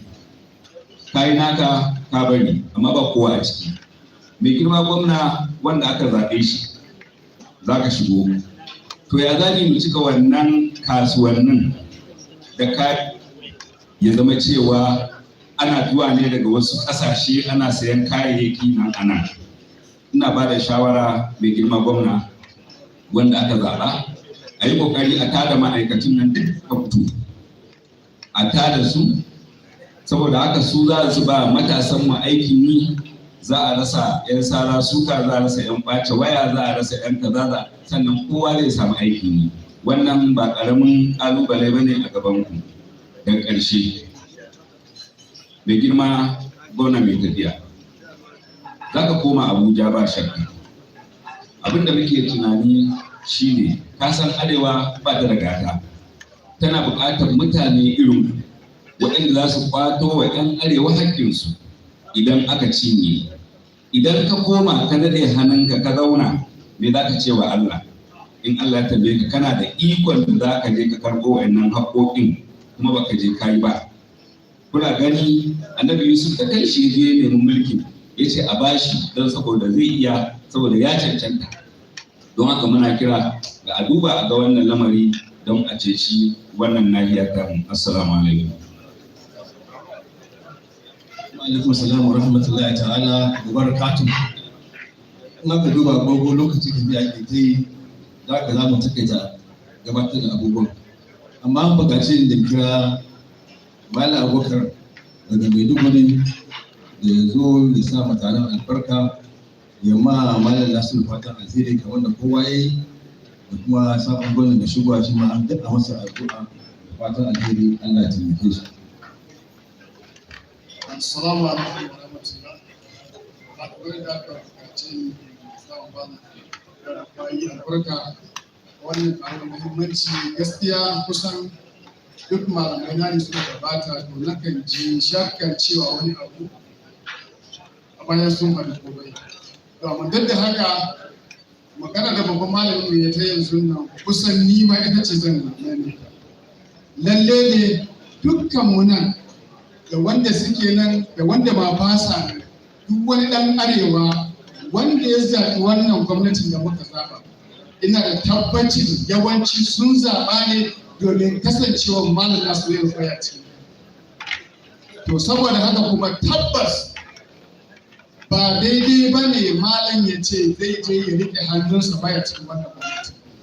Domin kamar abin da malam ya faɗi, Malam El-Rufa'I shi ne gatan arewa cikin wannan gwamnati. Kuma tabbas zamansa bai ce komai ba, kamar ya saka wa mutanen arewa da mafificin rashin alheri. Domin na sani, kamar amini na Malam Ibrahim Kasuwar Bacci ya sani, ni mutumin Maiduguri ne, amma duk siyasan da ake a nan ta Kaduna ina da hannu da ruwa da tsaki a cikin ta. Domin ina da family da yan uwana da yawa a cikin ta, shi yasa duk abin da ya tashi na Kaduna daga Maiduguri dan taso in zo nan. Hatta abin da ya shafi tsaro da tsaronsu, shi Malam Nasiru El-Rufa'I ya sani nakan taso in zo mu tattauna abubuwa, mu ba da gudunmuwanmu. Kuma zuwan da muke wurinsa muke komawa, har shi ya ba da gudunmuwar da bai dudu muka samu lafiya, wanda ba kowa bai san wannan a nan. To ashe saboda haka cewa ya koma ya gefe yadda yake faɗi, da kuma wasu mutane da yawa suke faɗi Malam ya ce idan har wannan gwamnatin zai rika zai koma, to gaskiya ba daidai ba ne. Dan in yi haka gaskiya mutum ba za mu daɗi ba. Ina masa fatan alkhairi da ya gama lafiya.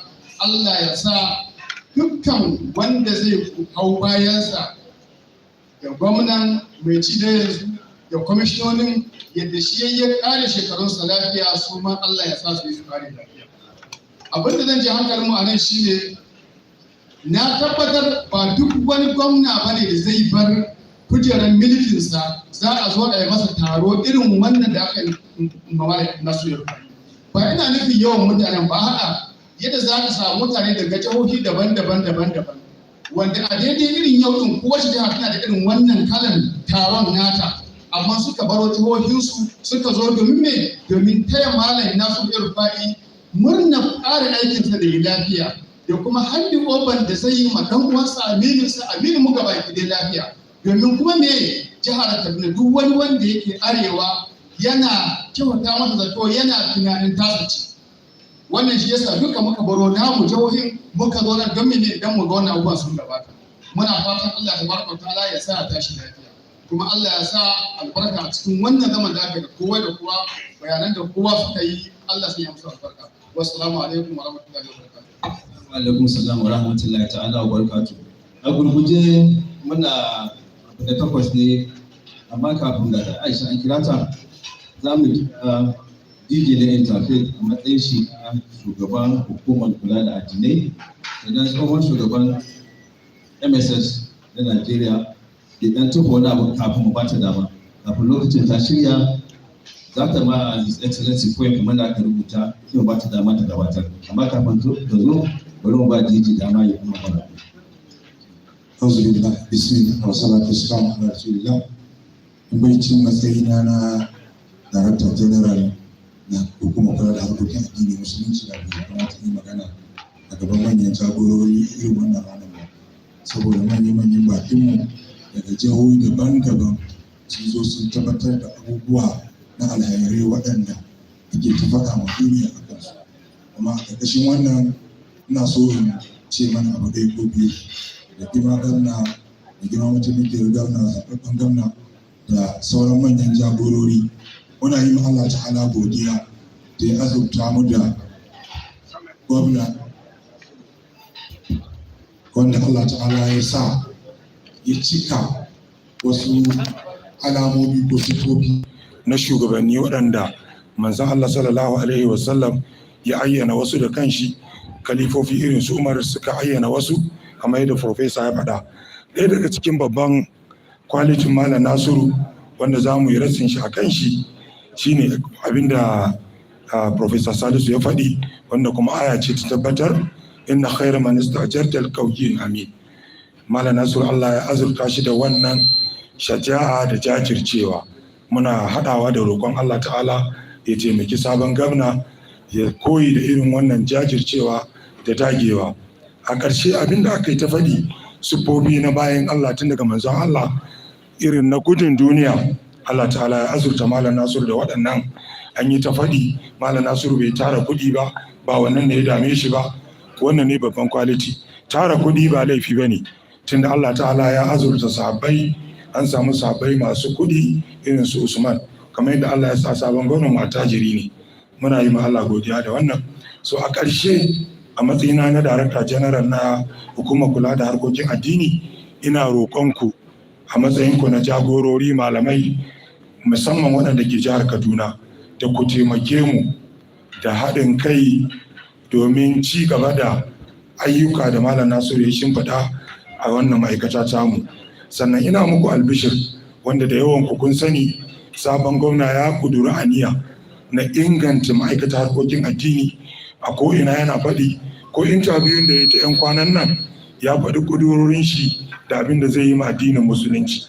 Muna roƙonku da ku ci gaba da sanya su a addu'a Malam Nasiru Allah ta'ala ya ci gaba da amfani da shi wajen amfanar wannan ƙasa tamu. Shi kuma mai girma sabon gwamna Allah ya riko da hannun shi ya ci gaba da yi ma al'umma adalci ya kalli bangaren addini da masu addini domin shi ne cikakken zaman lafiya. Muna fata Allah ta'ala ya taimake su baki daya. Bakinmu da suka zo daga wasu jihohi musamman our brother from Morik, our brothers from the south, we pray to Almighty Allah to reward you most abundantly and take you back to your respective destination safely tomorrow, inshallah. Wassalamu alaikum.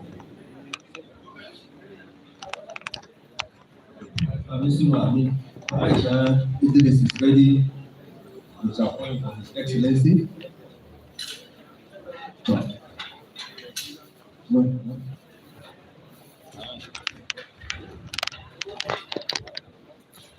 Your Excellency, Governor Malam Nasiru Ahmad El-Rufa'I, Governor-elect, Sir Malam Ubasani, permit me to stand on already existing protocols.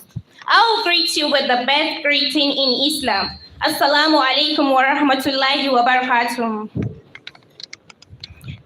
Iyayena maza da mata, ina muku barka da zuwa wannan guri mai tarin albarka. Wata 'yar takaitacciyar baituka ne da na zo wa babanmu, gwamnanmu mai murabus, Malam Nasiru Ahmad El-Rufa'I. It goes this way. I was asked to draw a heart of a gold and describe a smile of a diamond. But they were looking blankly on a sheet. What do I draw?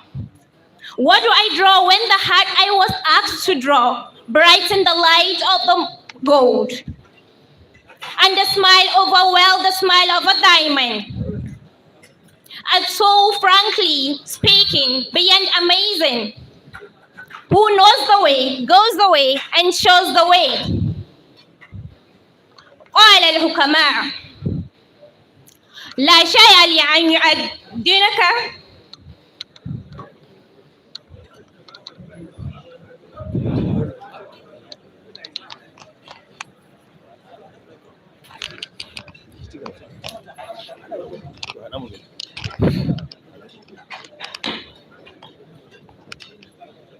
قال الحكماء لا شيء لأنك من نبيغ اختراع للنساء لا يعني أنك بحجة إليهم فتلك أخلاقك حتى وإنك أن يستحقون.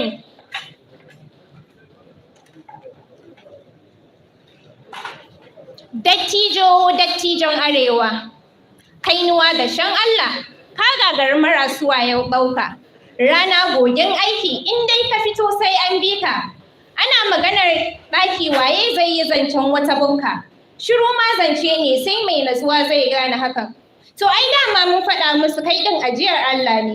Addu'ar uwa da shi kake yawo. Babban goro sai magogin ƙarfe. Garkuwar jigon talakawa, ratsa anguwa a haifi kamar ka. El-Rufa'I of greatness, sustainability, enough and generous. A great position awaits you in the near future, inshallah. سنفتيدك يا أميرنا. سنفتيدك يا أميرنا.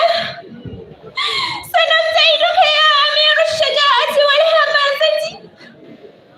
لأنك بطول ذو حظ وذو الكرم.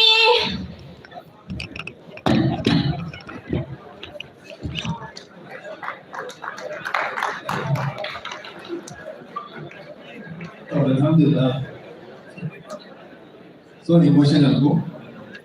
That is to show her person excellence. So I'm going to, with the permission of the chairman of this occasion, the next item is a legal one. Hussein to make a remark. At this junction, we are going to hand over the microphone. I don't know whether we should join the two people or only one.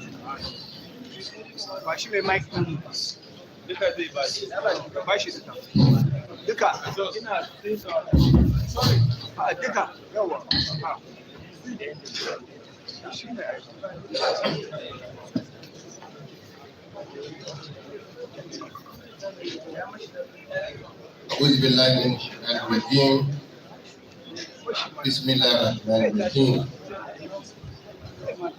Mai girma gwamnan jihar Kaduna Malam Nasiru Ahmad El-Rufa'I, mai girma mataimakin gwamnan jihar Kaduna Hadiza Sabo Balarabe, manya-manyan ma'aikatan gwamnati jihar Kaduna mai haɗu wannan wuri, aikinmu, manya-manyan malamanmu, shehunanmu da limamanmu da ke wannan wuri. Assalamu alaikum.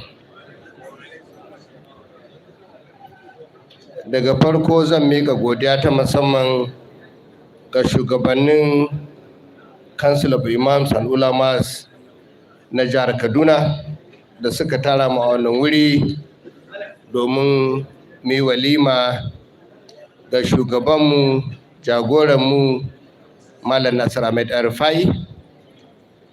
Muna godiya kuma Allah ya saka muku da alheri. Su kuma manya-manyan malamai da suka zo daga jihohi daban-daban domin su zo su taya mu murna, su mana addu'o'i domin karrama shugabanmu, jagoranmu, Malam Nasiru El-Rufa'I. Muna muku godiya, Allah ya saka muku da alheri. Manya-manyan malamai da shehunai sun yi bayani a wannan wuri. Kafin yi bayani na zan ɗan yi tsokaci akan abubuwan da nasiha da kuma shawarwari da manya-manyan malamai da shehinai suka yi a wannan wuri. Daga farko zan miƙa godiya ta musamman ga Professor Salihu Shehu, Vice Chancellor, wanda ya yi bayani masu mahimmanci matuƙa kuma ya nuna irin ƙoƙari da jajircewa da shugabanmu Malam Nasiru El-Rufa'I a wannan jiha na Kaduna, da kuma abin da ya da zama abin alfahari ga dukkanmu, ba ma jihar Kaduna ba ma arewa ba, ƙasa gabaki ɗaya. Muna godiya da wannan sharhi da kuma wannan nasiha da malam yayi da kuma yadda ya fito fili ya faɗi mana wani abubuwa. Muna godiya domin wannan ya nuna cewa waɗanda ma ba a jihar Kaduna suke zama ba suna duba abubuwan da aka yi a jihar Kaduna, kuma ya bani shawara ni kaina da nasiha cewa wannan abu da aka yi a jihar Kaduna tarihi ne babba, wanda kuma yi min nasiha cewa yana da kyau a ci gaba da wannan abu. Ina so in tabbatar ma Professor da idan Allah, insha Allah, da addu'o'inku da goyon bayanku, insha Allah za mu ci gaba da wannan kokari. Kuma ku da kuka zo domin ku taya mu wannan walima kuma da addu'o'i, za mu ci gaba da bibiyanku mu tabbatar da cewa duk abin da za mu yi min shawararku da idan Allah.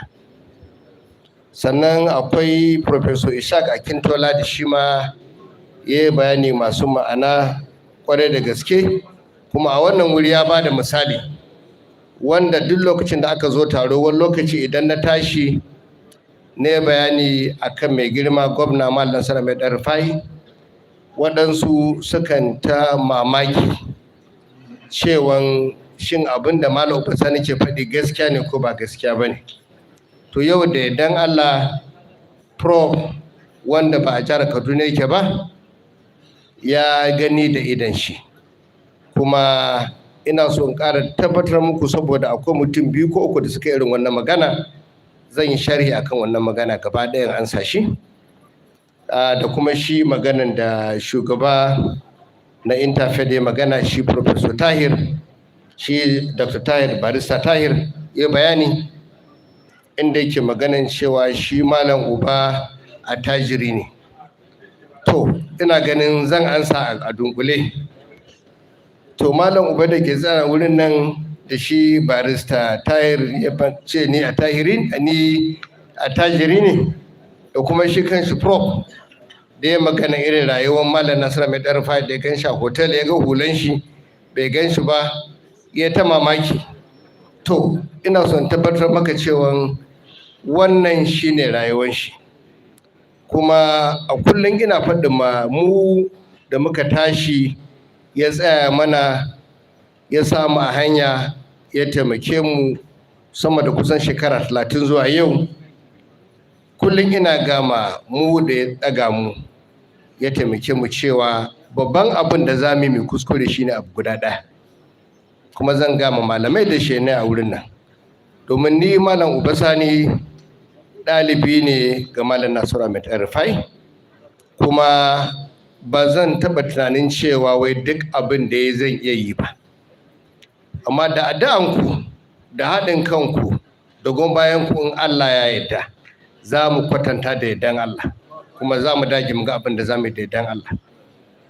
Abin da ya sa har yau nake tsaye a wurin nan, kuma kamar yadda nake ga al'umma cewa shekara sama da 25 ni ba ma ina chief of staff bane kamar yadda Malam Bashir sai da ke chief of staff, ko Malam Balaraba Abbas da yake SSG a yau, ni special assistant din shi ne a wannan lokaci, yana minista ma na Abuja.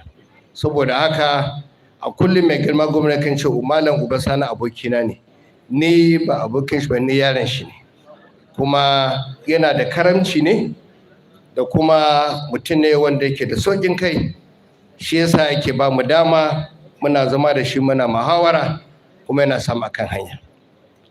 Kuma kamar da shi Malam Barista Tare ya bayani, mun yake Abuja, wanda fara aiki da shi ne a gidan haya ma nake zama, shi yana minista, amma shi mutum ne wanda bai da hasada, ba shi da ƙyashi, bai kuma damu da abin duniya ba, kuma ba zai hana ya taimaki masu aiki da shi ba. Saboda haka a tsayin da nake a wurin nan, da yardan Allah da taimakon Allah da gudunmuwan da Allah ya mun, kusan duk kasuwancin da na sa a gaba da hannun shi ya taimaka min tun ina sama da shekara 20 zuwa yau.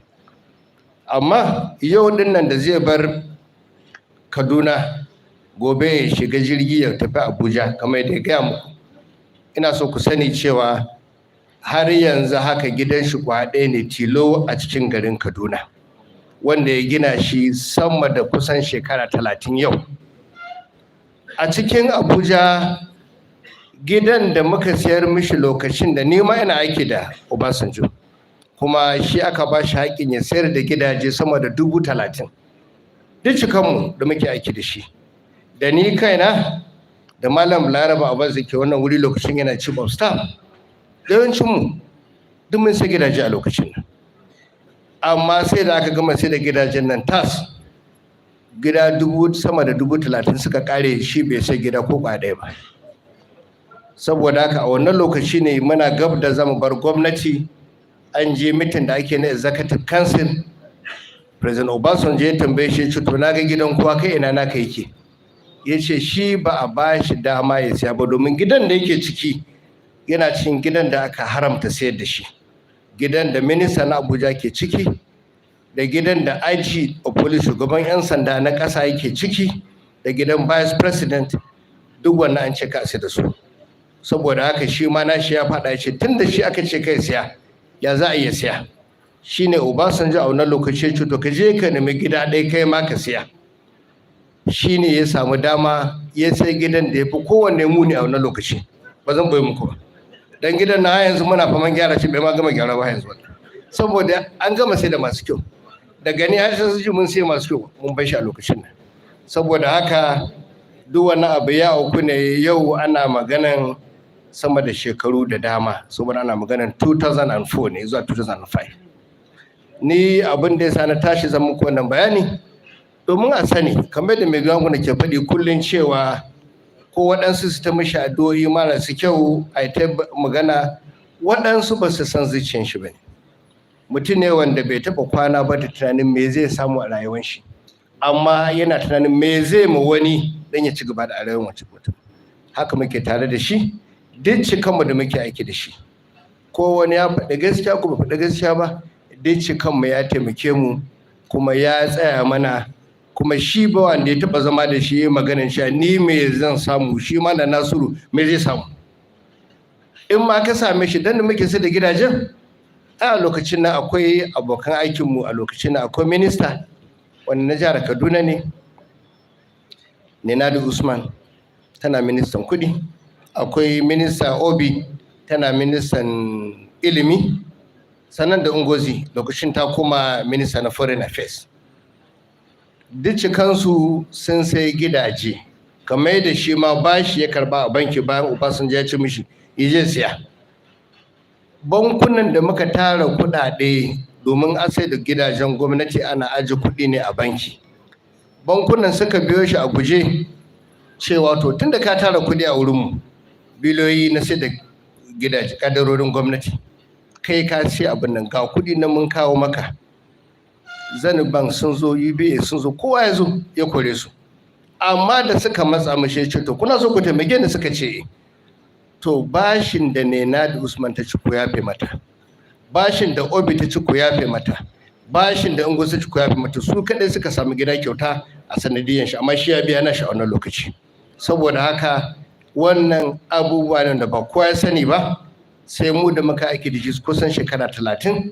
Kuma kamar yadda malamai suka bayani na cewa wannan jihar Kaduna ya za mu yi, kamar da Malam Mai ya faɗi cewa duk, to ina so in ga Malam Mai cewa duk inda Malam Nasiru ya aiki ya tafi sai an yi fatan ina yake.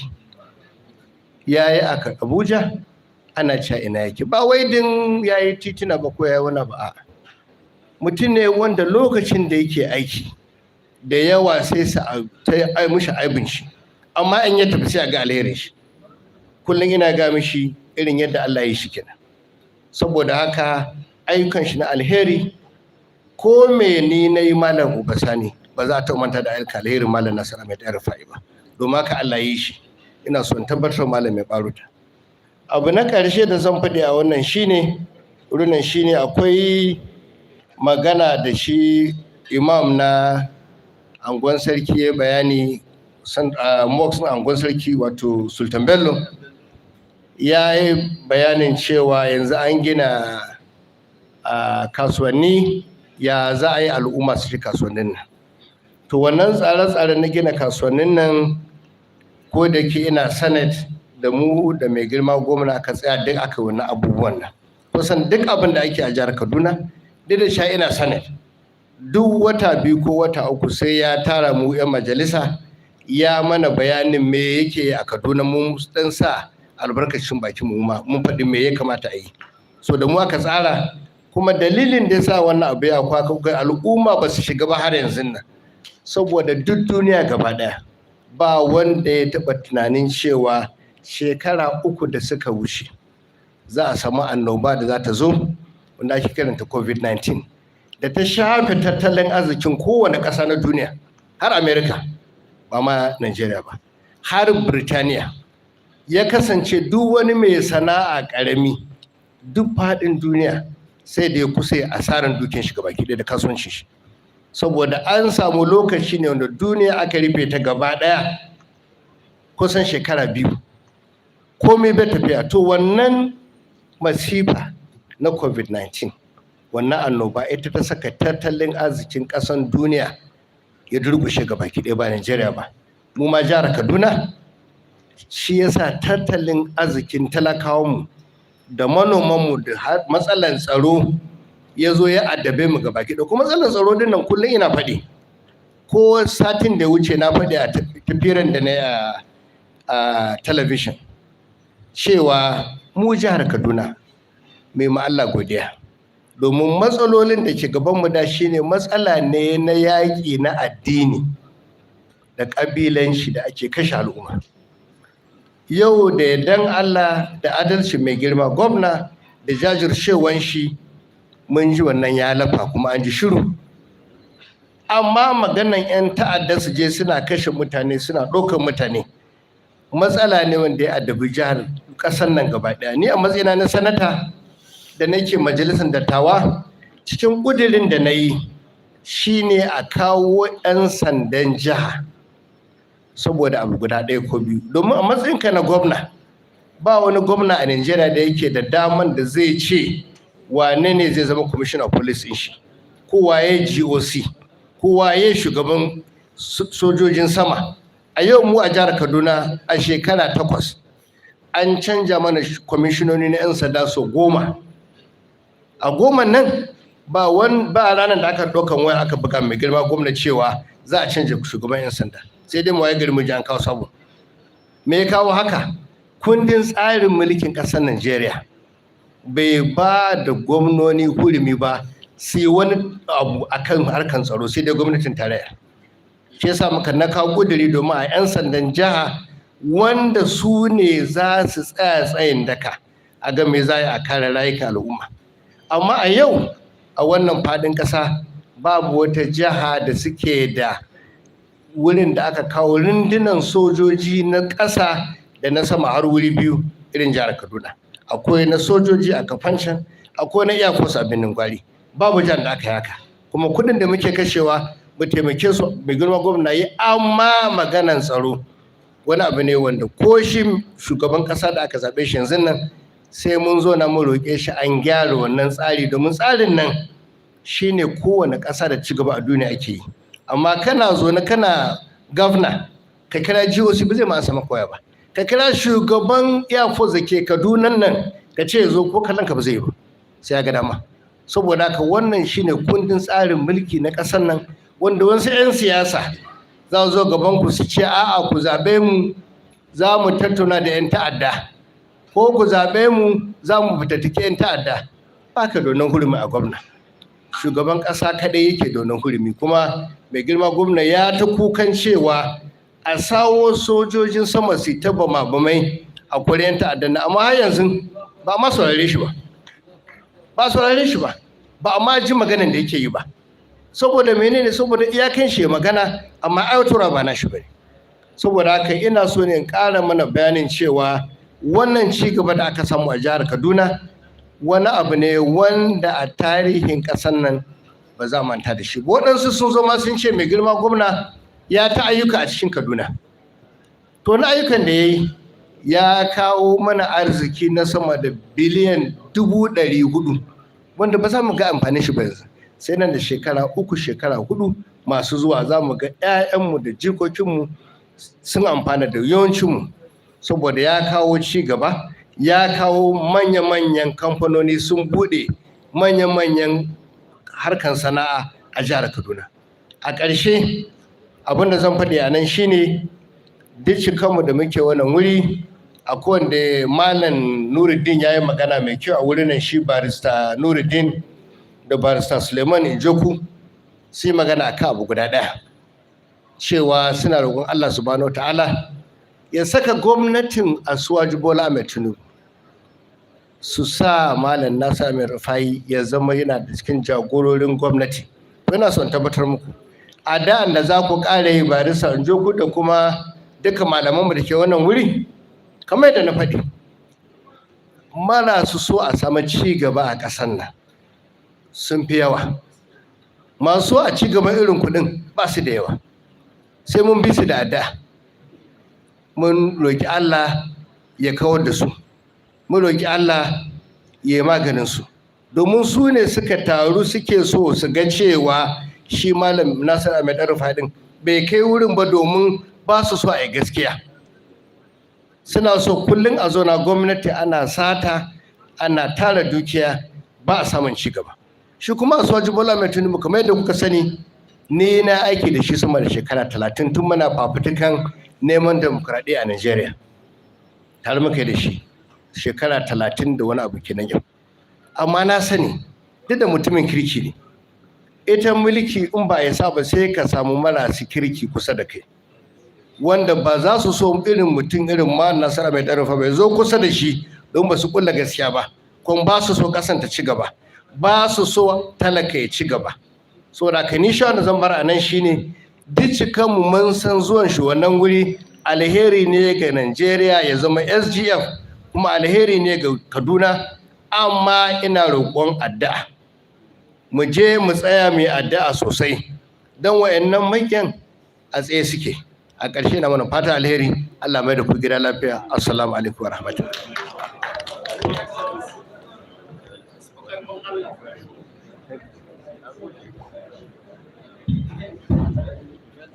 Alhamdulillah, wannan jawabi na zababben gwamnan jihar Kaduna, Distinguished Senator Malam Sani, wanda yake wurin nan yanzu, Allah ta'ala ƙara samun ƙarfin gwiwa cewa lallai jagoranci gaba a jihar Kaduna kamar yadda yake.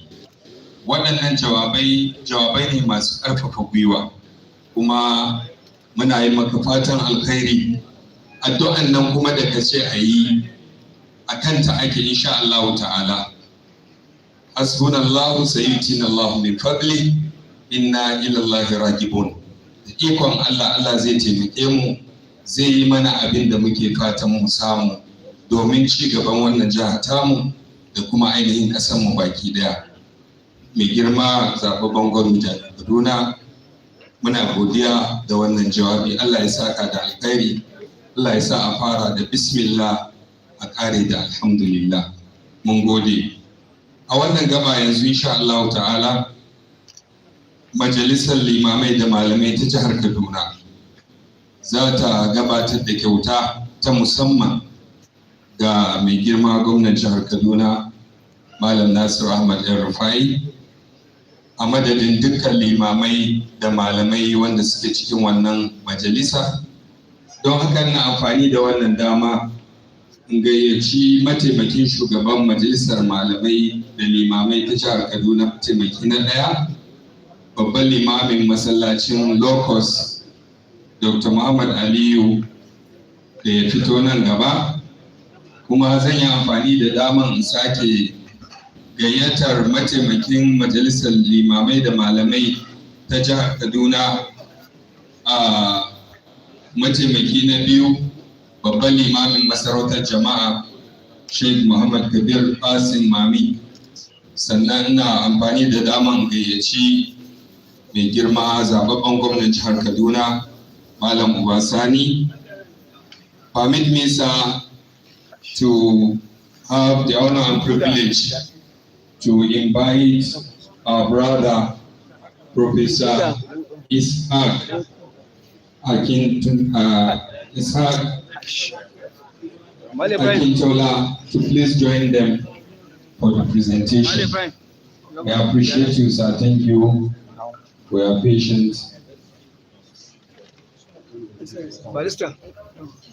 Ga shugaba mataimakin shugaban kungiya guda biyu, shugaba na ɗaya da shugaba na biyu, da babban sakataren majalisa kuma shugaban hukumar alhazai ta jihar Kaduna, da sauran manyan malamanmu, Imam Tukur Adam Almanar, da sauran waɗanda suka haɗu domin miƙa wannan kyauta da mai girma gwamna. Allah ta'ala ya saka da ya bukata.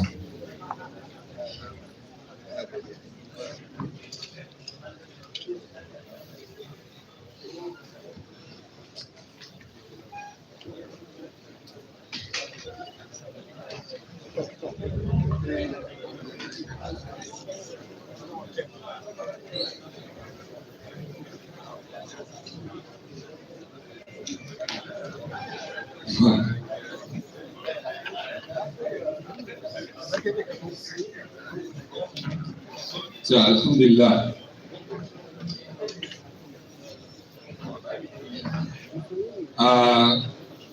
Muna godiya kwarai da gaske majalisar limamai da malamai ta jihar Kaduna. Allah ya saka da alkhairi da babban kyauta da aka ba mu mai girma gwamnan jihar Kaduna.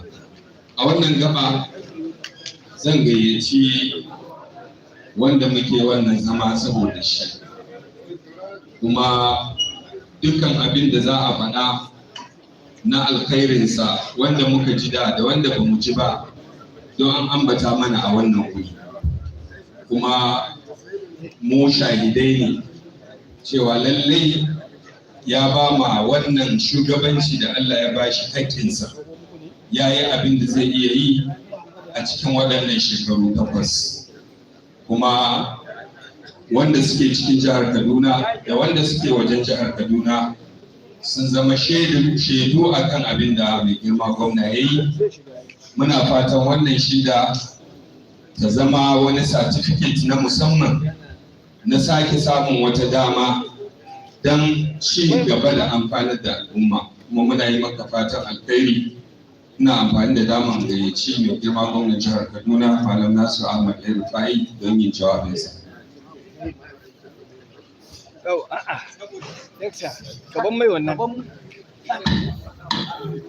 Yau, dakta ne. Billahi minash shaitanir rajim. Bismillahir rahmanir rahim. 'yan uwana,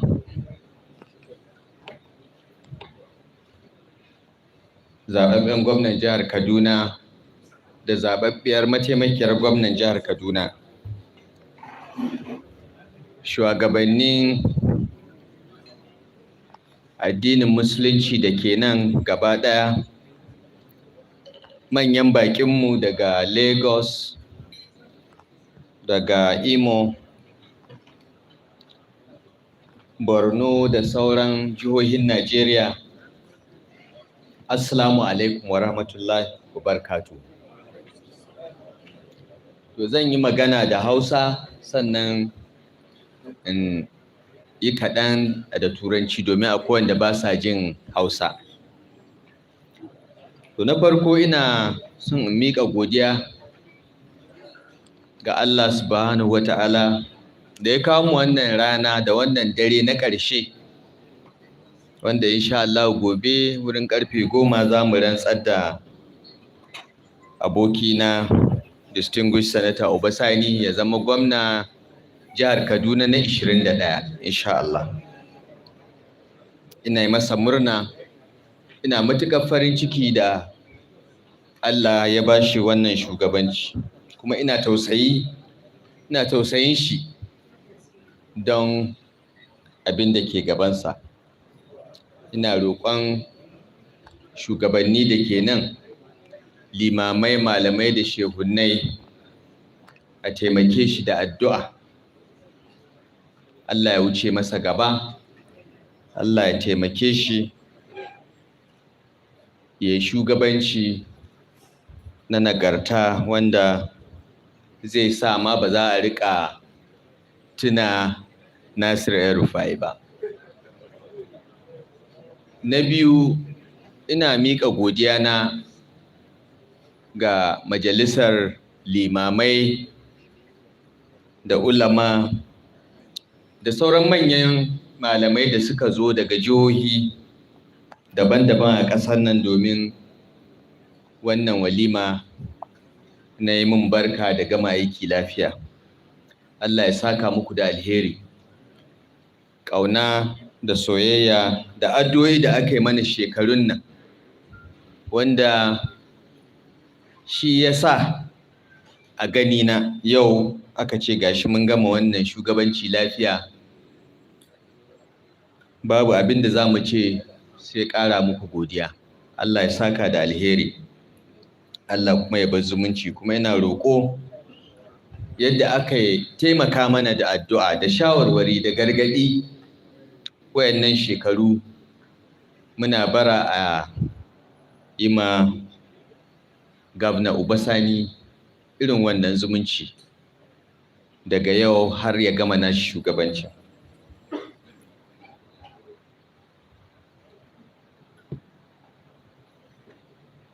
To, ban san abin da zan ce ba. An kira mu walima, amma ni ba a ban abinci ba, ina jin yunwa. Ni ban san irin wagga walima ba. Walima in aka zo, to SSG ya ce waliman malamai kenan. Ni da na ga an fara ɗauko abinci, ya nike za a fara daga high table. Sai na ga ana ba limamai, mu 'yan sahun baya ba a tuna da mu ba. To amma gaskiya mun gode, Allah ya saka muku da alheri, Allah ya bar zumunci. To aka ga kun ɗan yi dariya.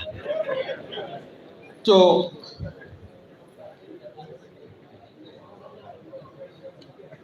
manyan malamai, professors, limamai, ina son faɗi wani abu guda ɗaya ko biyu wanda tunda muka fara wannan neman wannan shugabanci abinda ke zuciyarmu kenan. Ƙasar nan tana da komai, ba abinda Allah bai bata ba.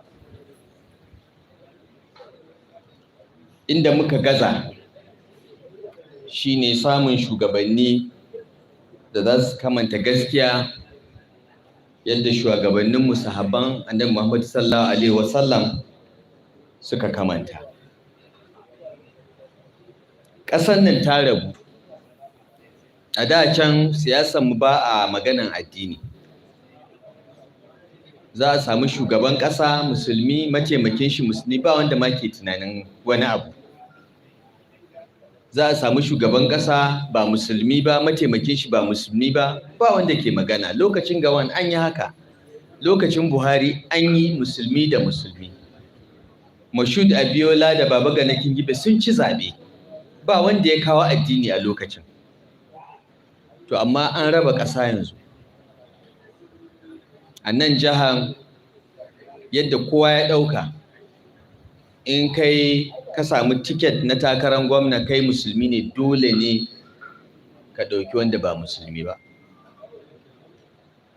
Haka a Najeriya, in kai musulmi ne ka samu takarar shugaban ƙasa, dole ka ɗauki wanda ba musulmi ba. Me ya kawo haka? Abin da ya kawo haka don babu shugabanni masu adalci. Idan shugaba zai adalci, ba wanda zai ce ba addininmu ɗaya ba. Kuma mu musulmi, Allah ya ba mu komi, ya ba mu ƙur'anin nan, ga sunan nan Muhammad sallallahu alaihi wasallam, ga misalai na shugabanni kalifofi wanda suka kamanta gaskiya. Komi yana rubuce. In dai kana so ka yi shugabanci na adalci irin na musulunci, za ka iya yi. Me ya hana mu yi? Idan da muna haka, ba wanda ma zai tunanin a'a in aka samu shugaba musulmi dole a samu mataimaki Kirista. Amma in za a je ne kowa ya wawuri abin da zai samu, don kowa shi ma sai ya ce a sa na gidana, tunda ba aikin ake so a yi ba, kaso ake yi, dole kowa zai so ɗan gidan shi yana kason. Amma in aiki za a yi ma al'umma, in tsakani da Allah za a ba kowa hakkinsa, in za a yi adalci, wala ba wanda ya damu da addinin wani. To abinda muka so mu nuna a jihar Kaduna kenan, cewa shugabancin musulunci shugabanci ne na adalci. Kuma kullum idan mutane suka tambaye ni me yasa na ɗauki Dr. Hadiza Sabuwar Balarabe ke zama mataimakiya ta 2019, ina gaya musu cewa na ɗaya, na tsaya na yi lissafi, yawanci waɗanda ba musulmi ba su zaɓen jami'anmu, yawanci. Saboda haka me yasa zan ba su mataimaki? Na yi lissafi za mu iya cin zaɓen ba tare da mun ba su ba. Na ɗaya kenan. Wannan siyasa ne, so kake ka ci zaɓe, kana neman mutanen da za su zaɓe ka. Mun tsaya mun duba tun da aka fara demokradiyyar, mun duba inda muke cin zaɓe da inda ba ma ci. Mun yi wannan lissafin a siyasance kenan. Amma na biyu, abin da muka so mu nuna, kuma cikin shekara 4 na alhamdulillahi mun nuna, shine gwamnati wanda gwamna musulmi ne, mataimakiyar gwamna musulmi ne, SSG musulmi, chief of staff musulmi, kwamishinan kuɗi musulmi, ba zai cuci Krista ba a Kaduna. Kuma duk inda muka je muna gaya musu cewa haka ne, duk saman gwamnatinmu musulmi ne, amma akwai Christian guda ɗaya a jihar Kaduna da zai fito ya ce an zalunce shi ba a ba shi hakkinsa ba. Akwai gundumar da ba mu gyara makaranta ba, akwai gundumar da ba mu yi asibiti ba, akwai inda ba mu je mun yi hanyoyi ba, akwai inda ba mu taimaki manoma ba, ko sun zaɓe mu ko ba su zaɓe mu ba. Mun ba kuwa hakkinsu. Of course, Kubau sun fi zaɓen mu, saboda haka zan je Kubau in ɗan ƙara musu wani abu. Domin sun zaɓe mu, abinda zan ba Jaba zan ƙara ma Kubau, tunda Jaba ba su zaɓe mu ba, amma mun ba su hakkinsu. Kuma abinda ku limamai da ulama kuka koya mana kenan, shugabancin musulunci na adalci ne. Annabi sallallahu alaihi wasallam da sahabbai ya zauna da wayanda ba musulmi ba, da Yahudawa, da Kirista, da wayanda ma kafirai ne, amma suna ce mishi amin don yi musu adalci. Sayyidina Abubakar, Umar, Uthman, Ali, dukkansu sun yi musu adalci. Ba wanda zai ce don shi ba musulmi ba ne an take hakkinsa, sai dai dama wanda ya fi son ka za ka ɗan ƙara mishi, amma ba za ka ɗauki hakkin wani ba. Kullum ina tambayar su, ko da muka je muna kamfen wannan zaɓen, suka ce kaza kaza, in ce gaskiya ne, muna neman wanda za su yi aiki ne, ba mu duba addinin. Of course muna duba addini, amma ba zan faɗi haka ba. Amma abin da nake tambaya, wa aka zalunta? Ka tashi ka gaya mana in gwamnatin nan ta zalunce ka. Ba ansa, sai dai kawai ka ce da ka saba iskanci, ka saba kashe mutane, mun taka ma burki, ko ka saba rufe hanya, mun ce in kai haka ga abin da zai biyo baya, kuma ka san za mu yi. Abin da muka yi kenan shekara 4 nan, da ni da abokan aikina. Kuma abin da muka sake nunawa kenan tun da Sanata Obasani da Dr. Ji Sabo Albar sun sake cin zaɓensu, duk da taron dangin addini da aka yi mana. Kuma ku malaman da ke nan da limamai, ku kuka yi aikin, ba ma 'yan siyasan ba. 'Yan siyasan cutanmu suka yi, wallahi ku ne. Kuma shi da Sanata Obasani ya san haka, mun sani. Mun san waɗanda suka karɓi kuɗi ranar zaɓe suka kashe wayan, suka kwanta gida ba su ma fito ba. Amma mun san 'yan agaji da suka je su ne polling unit agents, wayanda muka biya su je su kare ƙuri'an ba su fito ba, sai 'yan agaji. Saboda haka mun sani, kuma mun gode, Allah ya saka muku da alheri. Kuma yadda kuka jajirce kuka ba mu goyon baya, don Allah don Annabi ina roƙonku ku ƙara jajircewa domin a ba Sanata Obasani goyon baya. In ya gama wannan shekara 4 ya sake, sannan mu ci gaba, mu nuna ma mutane cewa shugabancin musulunci bai nuna bambanci, amma baya son izgili, baya son rashin mutunci. Abinda kawai muke so mu nuna kenan. Kuma mun fara, amma ba a gama ba. Sai an kaman shekara 20 ana haka, sai kowa ya gane. Saboda ka bayan uba ya gama ya sake 16 ko, sai a sake wani shekara 24, sai kowa ya ce okay, mun gane, mun san matsayinmu, kuma mun san musulmin nan ba za su cuce mu ba. Shikenan sai ga an zauna lafiya. Wallahi tallahi abinda muka fara tsari kenan tun da muka fito muna neman shugabancin nan. Kuma da taimakon Allah da addu'o'inku da jajircewanku muna kan hanya. Allah ya saka muku da alheri. Now,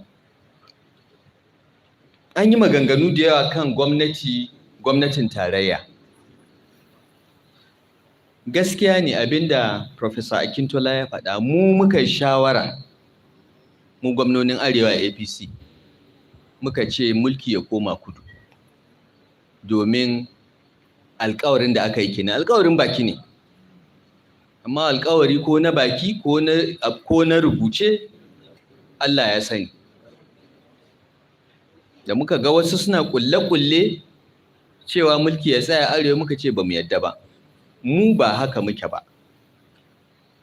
Mu musulmi ne, mu mutanen Arewa ne, muna da al'adunmu, ba za mu yi alƙawari ko cikin duhu ba ne mu dawo mu ce ba a yi ba. Muka ce ba mu yadda ba. Mataki na farko kenan. Mataki na biyu, da aka yadda da haka, ko kuma suka gaba sarki sai Allah suka bari, mu muka tsaya cikinmu, muka tsaya muka ce to waye in muka zaɓe shi na farko yana da ƙarfin ya ci zaɓe, na biyu za mu fara maganin siyasan addini da ƙabilanci a ƙasar nan. Muka yi shawara, muka ce Asiwaju za mu yi. Lokacin da muka yi shawara za mu bi Asiwaju, ni ban shiri da shi, muna faɗa. Amma Professor Akintola ya zo da shugabanninsu daga Lagos. suka ce ga tunaninsu suna so idan mulki ya dawo kudu, tunda mun tsaya mun ce mulki ya dawo kudu, sun ji daɗin haka. Su Yarabawa na Southwest suna da matsala. Musulminsu in ya fito zai nemi shugabanci sai a ce ba dama ya nema domin ba zai ci zaɓe ba. Ba zai ci zaɓe ba don dole sai Kirista daga Southwest ne zai iya fitowa ya nemi shugabancin Najeriya don a ɗauki musulmi daga Arewa ya zama Vice President. Suka ce tun Abiola ba a sake yi ba. Suna son haka. Na ce to ku je ku kawo mana wanda za mu bi. Ya ce Asiwaju. Na ce ba ma shiri da shi. Ya ce ku shirya don addinin musulunci. Na ce za mu shirya. To muka fito aka yi haka, Asiwaju ya samu tiket ɗin. Kuma da ya samu mun san ba yadda zai yi. Babu yadda zai yi in ya samu tiket dole ya ɗauki musulmi mataimakinsa. In ba haka ba zai ci zaɓe ba. Kamar yadda na ce siyasa sai ka tsaya kayan lissafinka, ba wani maganan tunanin haka. To Allah subhanahu wata'ala ya ga zuciyarmu, kuma wallahi mu da muka tsaya muka yi haka, wallahi ba don kanmu muka yi ba. Ni dai na san ni da gwamnan Zamfara Bello Matawalle ba don muna son wani abu muka yi ba. Kila sauran suna son wani abu, amma wallahi ni da Bello Matawalle mun ce kawai a yi haka don a yi maganin wannan matsalan na addini. Sannan musulmin Southwest su ma mu ba su sense of belonging, su shugabancin nan. To Allah, duk da taron dangin da aka yi, duk da addini da aka yi amfani da shi, Allah ya ba Asiwaju nasara.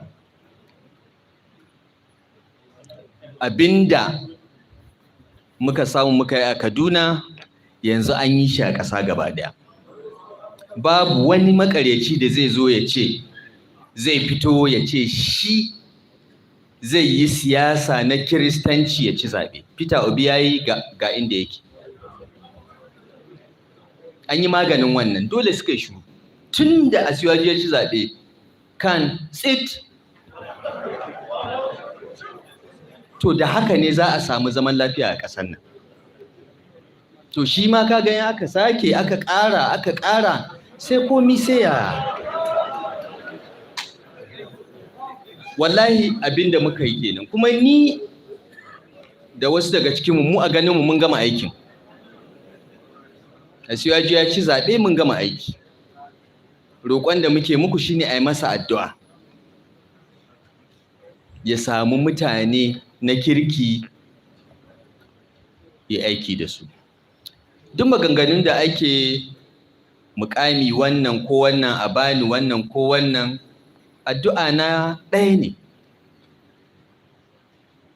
Allah ya mana zaɓin alheri. Kuma a taimake mu da wannan addu'a. Ni ba na son wani mukami. Abinda zan so in koma, in huta, in gama karatuna. Sannan yadda uba ya ta ‘yan buga-buga ya tara kuɗi, ni ina kallon shi, ni ma in ɗan samu nawa.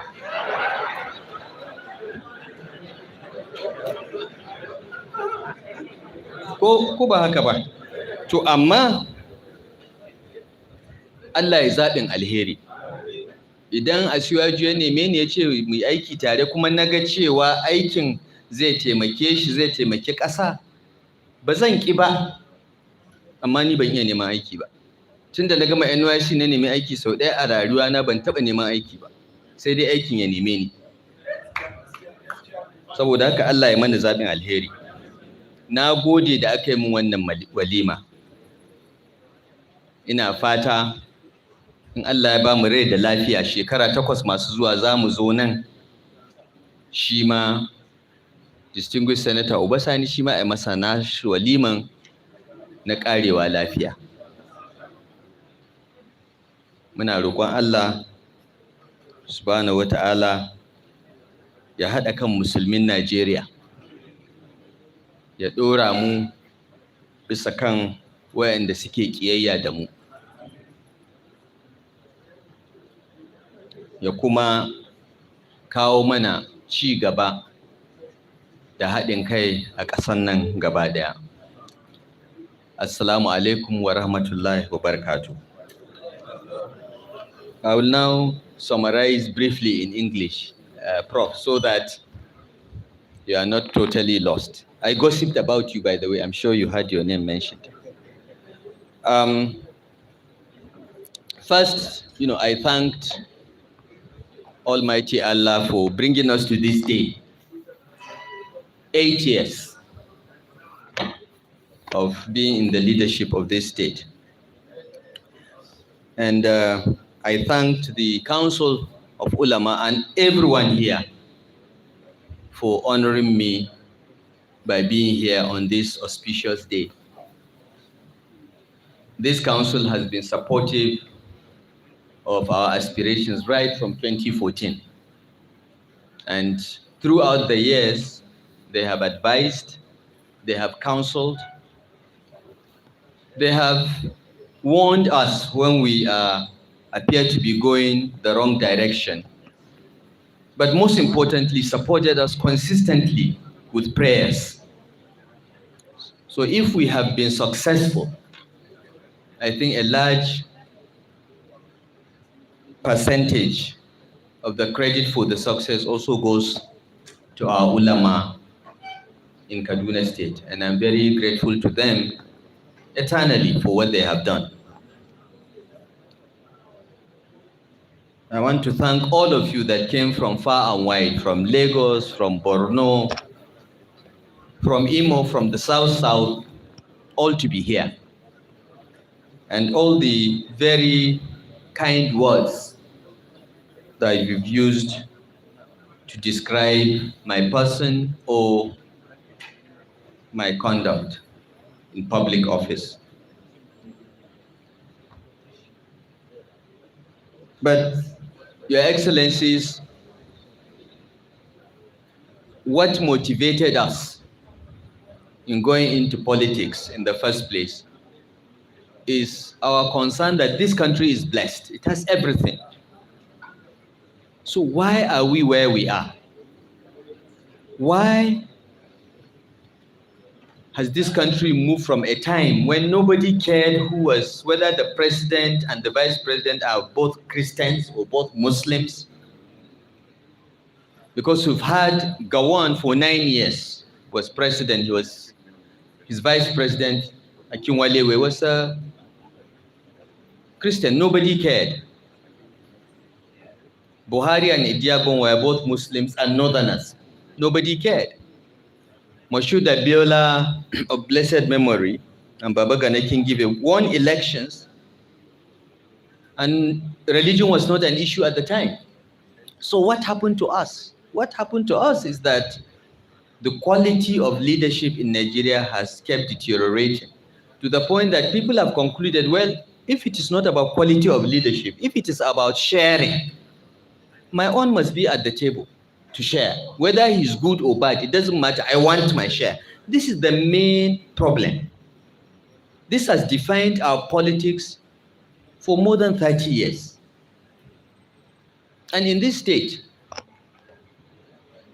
from the time of Dabolere, which was in the 90s, the Third Republic, which was aborted, it became almost law that if you are a Muslim and you get the ticket of your party, you must pick a Christian as your running mate. Now, whether that Christian will add electoral value or not, nobody has questioned. It was the norm and it became law. And it created a sense of entitlement without commensurate display of responsibility or loyalty.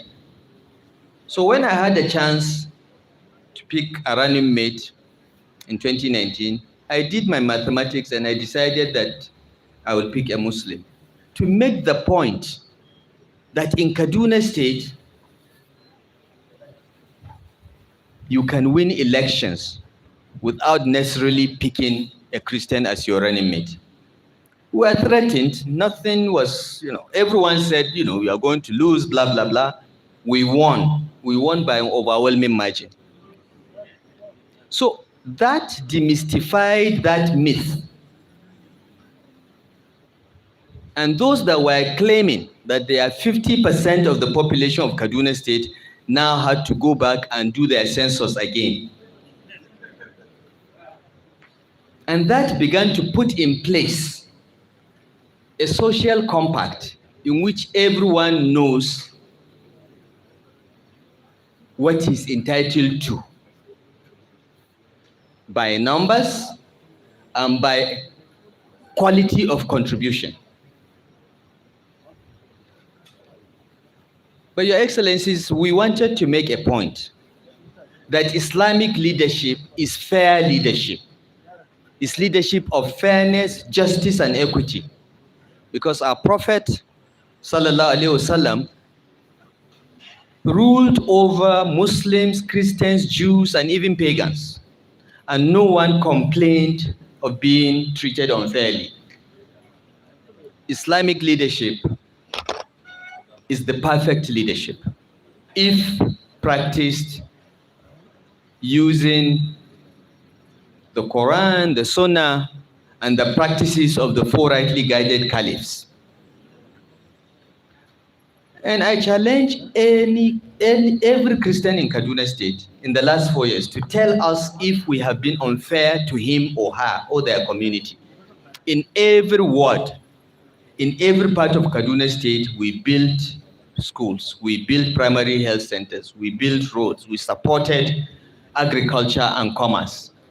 We didn't discriminate against any community because of their religion or ethnicity. And I keep throwing that challenge till tomorrow. Of course, there are local governments like Cubao that gave us 82% of their votes. Clearly, I will do a bit more in Cubao than I will do in Jaba that gave us 6% of the votes. Because it's politics. But everyone got his right. Even if others got more than their right. But everyone. And that is equitable leadership. We wanted to make that point so that people will move away from this feeling that, religion must be reflected in leadership. Because in our second term of office, the governor, deputy governor, secretary to state government, chief of staff, commissioner of finance, were all Muslims.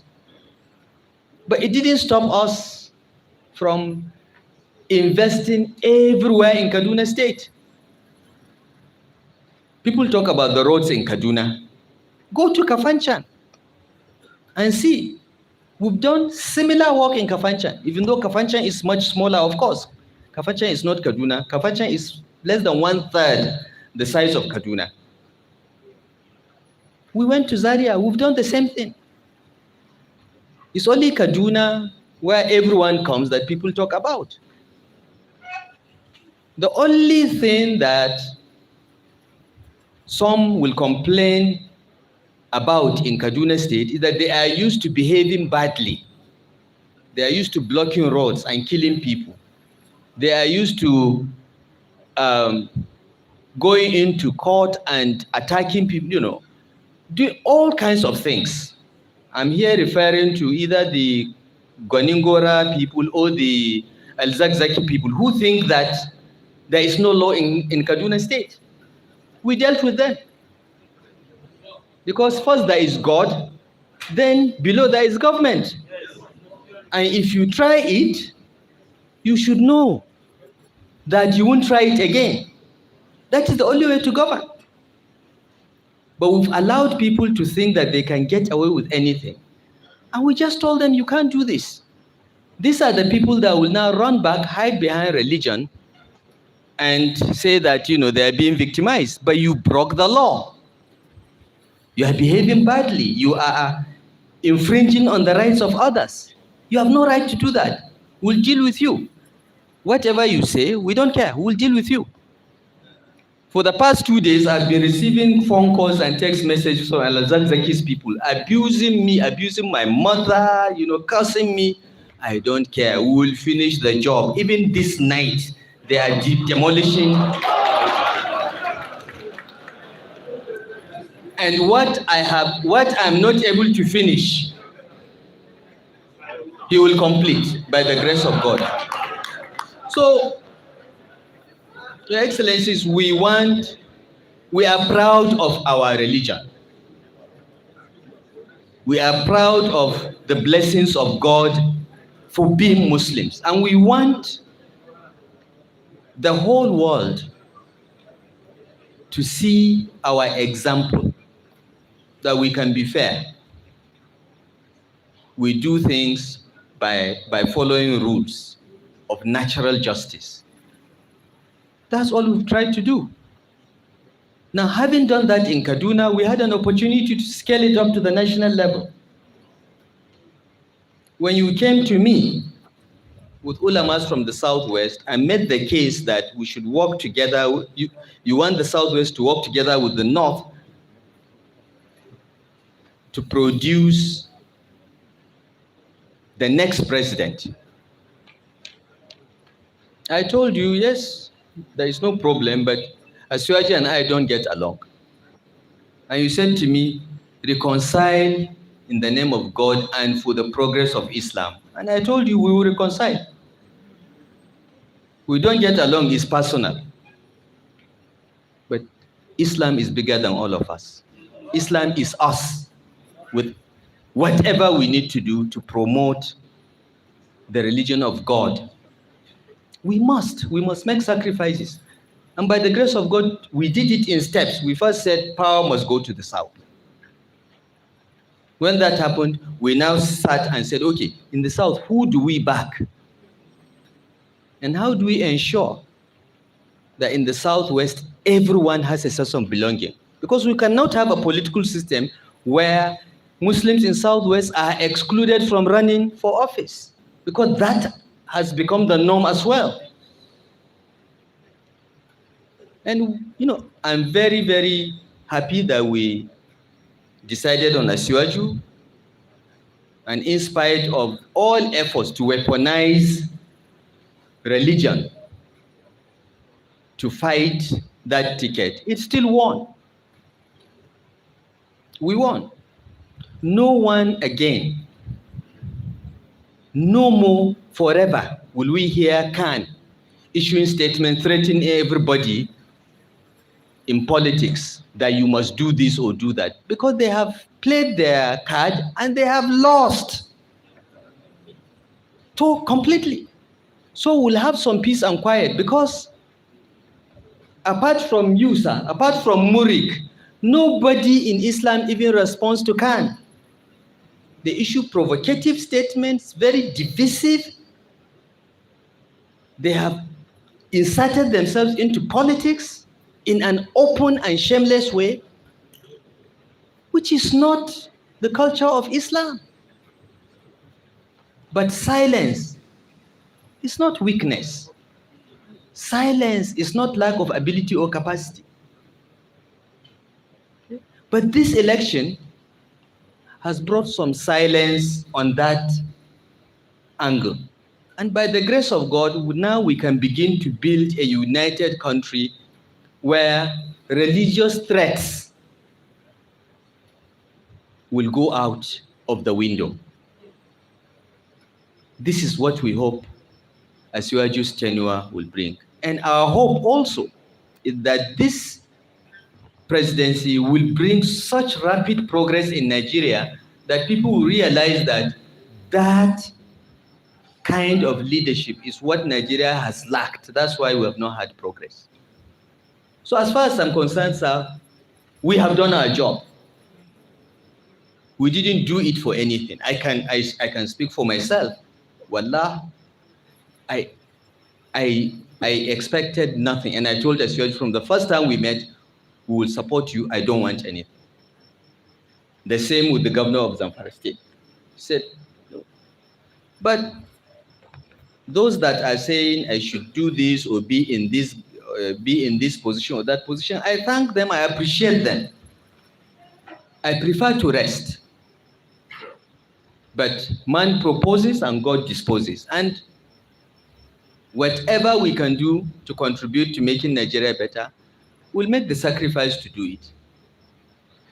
So we appreciate you, we appreciate your prayers, we appreciate your, particularly you, Prof. Akintola, we appreciate your doggedness and consistent jihad for the cause of Islam.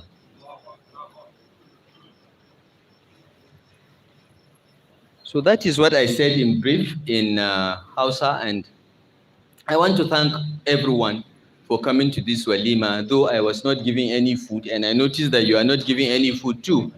But my SSG here is saying that is the Walima of Ulamas, no food for the high table. So now I know next time Ulamas invite me to Walima, I'll eat first before coming. On this note, I want to thank you very much, and I wish everyone safe journey back to his destination. We are very, very grateful.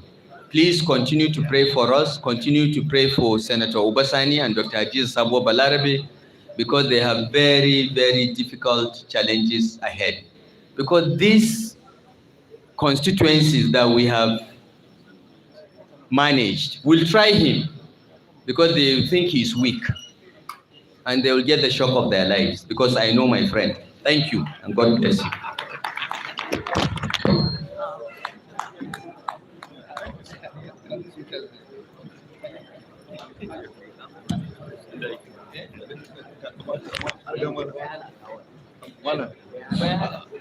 So alhamdulillah, mun saurari jawabin girma gwamnan jihar Kaduna, Malam Nasiru El-Rufa'I. Muna roƙon Allah ta'ala ya ƙara lafiya da nisan kwana don ci gaba da amfanar da al'umma. A gaba ta kusa da ƙarshe, zan gayyaci sakataren majalisar limamai da malamai ta jihar Kaduna, kuma shugaban hukumar kula da harkokin aikin hajji ta jihar Kaduna, Dr. Yusuf Yakubu Nasiru, magajin garin Rigasa, domin ya gabatar mana da jawabin godiya. أعوذ بالله من الشيطان الرجيم بسم الله الرحمن الرحيم والصلاة والسلام على من لا نبي بعده ثم ما بعد السلام عليكم ورحمة الله وبركاته. Your Excellency, the Lion of the North,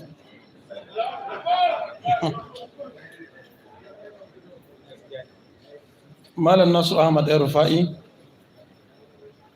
Your Excellency, the Deputy Governor of Kaduna State, my only auntie in government house, Hajiya Hadiza Balarabe Sabuwa, ko Sabuwa Balarabe. Ni mana irin na wai wannan ne? Liman. Your Excellency, the new branded governor elect, the Lion of Kaduna State. Come inshallah tomorrow by 10 o'clock in Murtala Square. Distinguished Senator Obasani, my practical SSG, who will sit you down and teach you AB of administration, the Chief of Staff, ana cewa sarkin yakin Malam.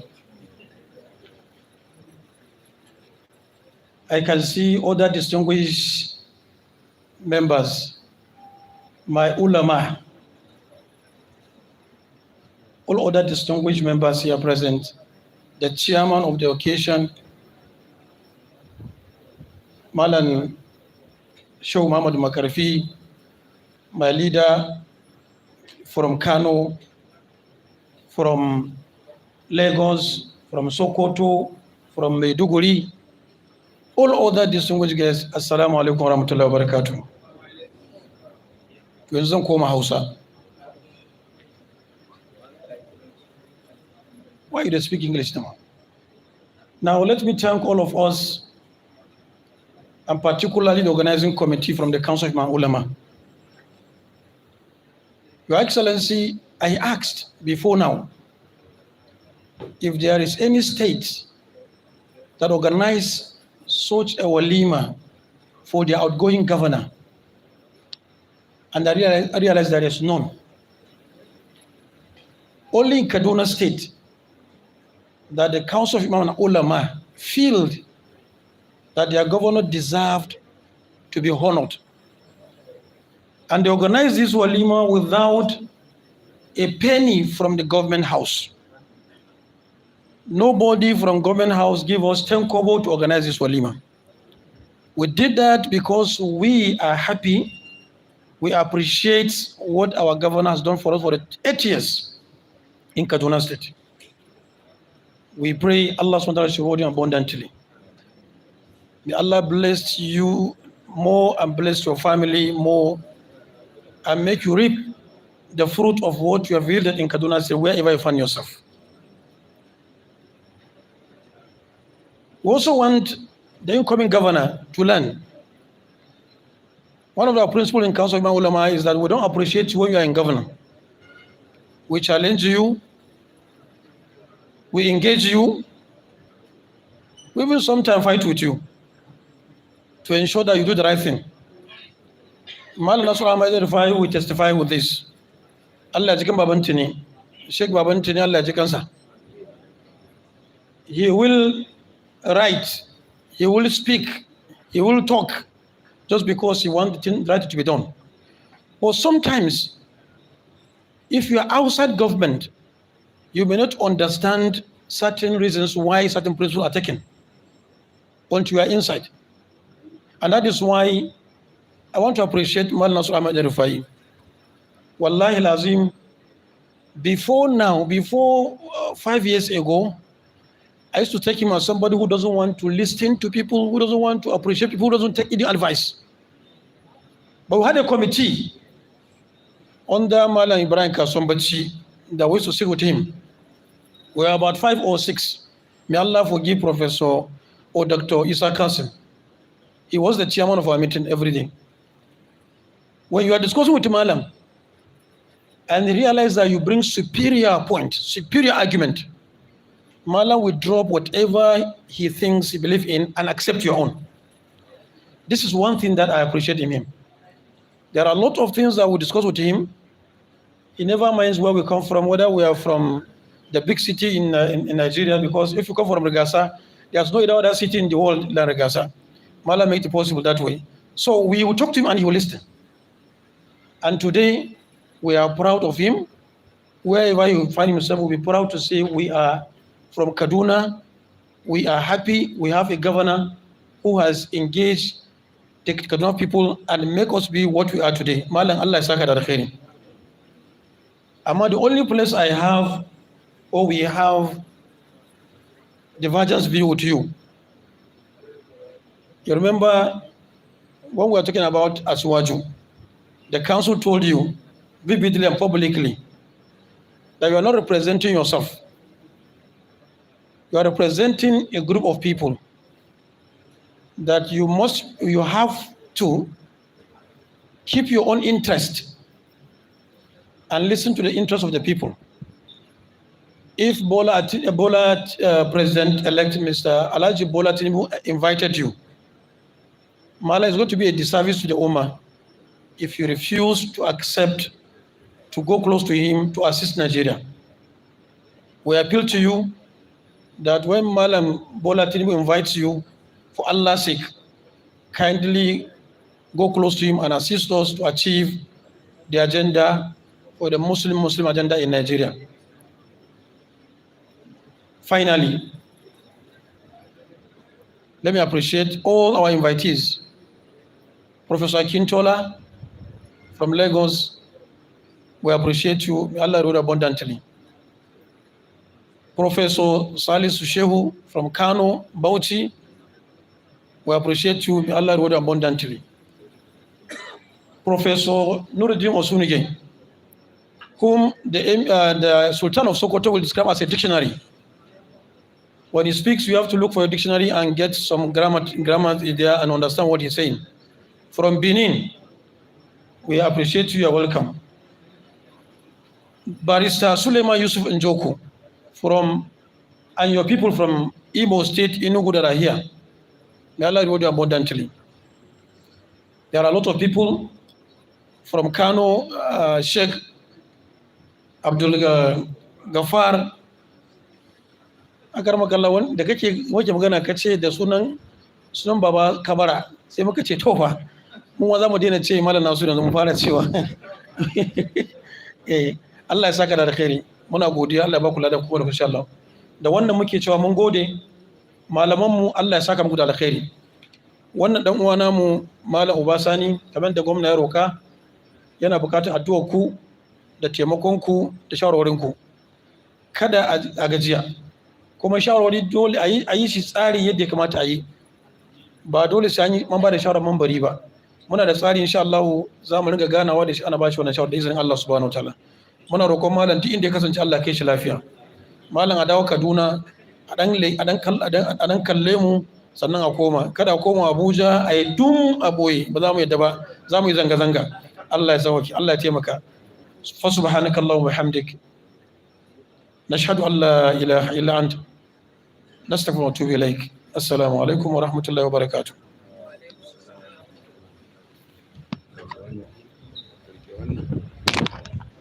To alhamdulillah, mun zo gaba ta ƙarshe insha Allah a wannan zama.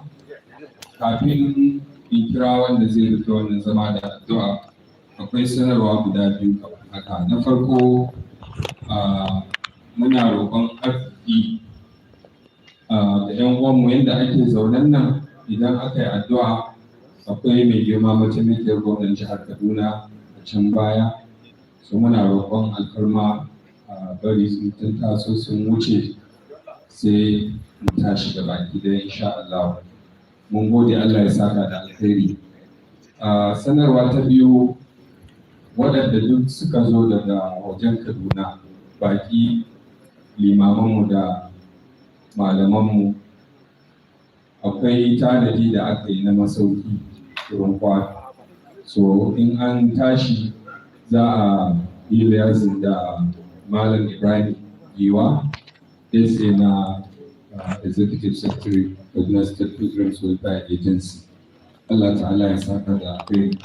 A wannan gaba insha Allah ta'ala zan gayyaci Imam Garba Al-Hassan daga Kafancin ya zo ya fi mana wannan zama da addu'a insha Allah.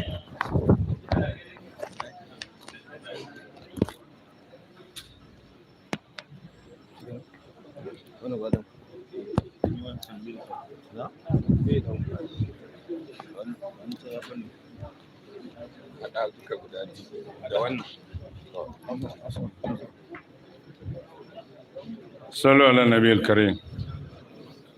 اللهم صل على محمد وعلى ال محمد وبارك على محمد وعلى ال محمد كما باركت ورحمت وباركت على ابراهيم وعلى ال ابراهيم في العالمين انك حميد مجيد. muna tawassuli da wannan zama da muka yi, gona mai ci mai tafiya yanzu, Allah shi taimake shi, Allah ya ɗaura shi akan abin da yake daidai, Allah ya kawo babban rabo. Gona da aka zaɓa yanzu, Allah ya mishi riko da mu baki ɗaya, Allah shi taimake shi, Allah ya ɗaura shi akan abin da yake daidai, shi da mataimakiyansa. Shauran muƙarrabai na wannan gona mai tafiya, ayyuka da kuka yi wanda yake daidai, Allah ya sanya a mizani. Abin da yake kure, Allah shi yafe muku da mu baki ɗaya. Muna tawassuli da wannan zama, shugaban ƙasa da za a ƙaddamar da shi gobe, da shauran gononi, Allah ya sa yi cikin nasara. Duk wata musiba da ke wannan ƙasa muna roƙo Allah ya yaye mana. Masu kama mutane su garkuwa da su, masu shirya ne, Allah ka shirya da su. Ba masu shirya ba ne, Allah ka gaggawan gamawa da su. Iyayenmu da malumanmu da suka gabata, Allah ka yafa kurakuransu. Ayyuka da suka yi na ƙwarai, Allah ka tabbatar musu. Abin da suka yi na kure, Allah ka yafe musu. Allah ya saka musu da alkhairi. Waɗanda suka rage suke tare da su, mu da su, Allah ya sa mu gama lafiya. Muna tawassuli da wannan zama, yaya da ka ba mu, Allah ya musu albarka. Wayanda suka kama hanyar lalacewa, Allah ya dawo da su kan hanya. Masu siyan musu da mugayen abubuwa, masu shiriwa ne, Allah ka shirya da su. Ba masu shiriwa ba ne, Allah ka kama mana su. Shauran 'yan uwa wanda suka zo daga nesa, ire-irenmu da wanda suka zo daga kusa, Allah shi mai da mu gidajenmu lafiya, Allah shi zaunar da mu lafiya a duniyar musulmi. Wannan ƙasa Allah ka zaunar da mu lafiya, wannan jiha tamu mai tarin albarka Allah ka zaunar da mu lafiya, gidajenmu, wuraren ayyukan, wuraren sana'o'inmu Allah ka ba mu lafiya, ka ba mu zama lafiya. ربنا ظلمنا أنفسنا وإن لم تغفر لنا وترحمنا لنكونن من الخاسرين. ربنا آمنا بما أنزلت واتبعنا الرسول كنا مع الشاهدين. ربنا آتنا في الدنيا حسنة وفي الآخرة حسنة وقنا عذاب النار. سبحان ربك رب العزة عما يصفون وسلام على المرسلين والحمد لله رب العالمين. الفاتح.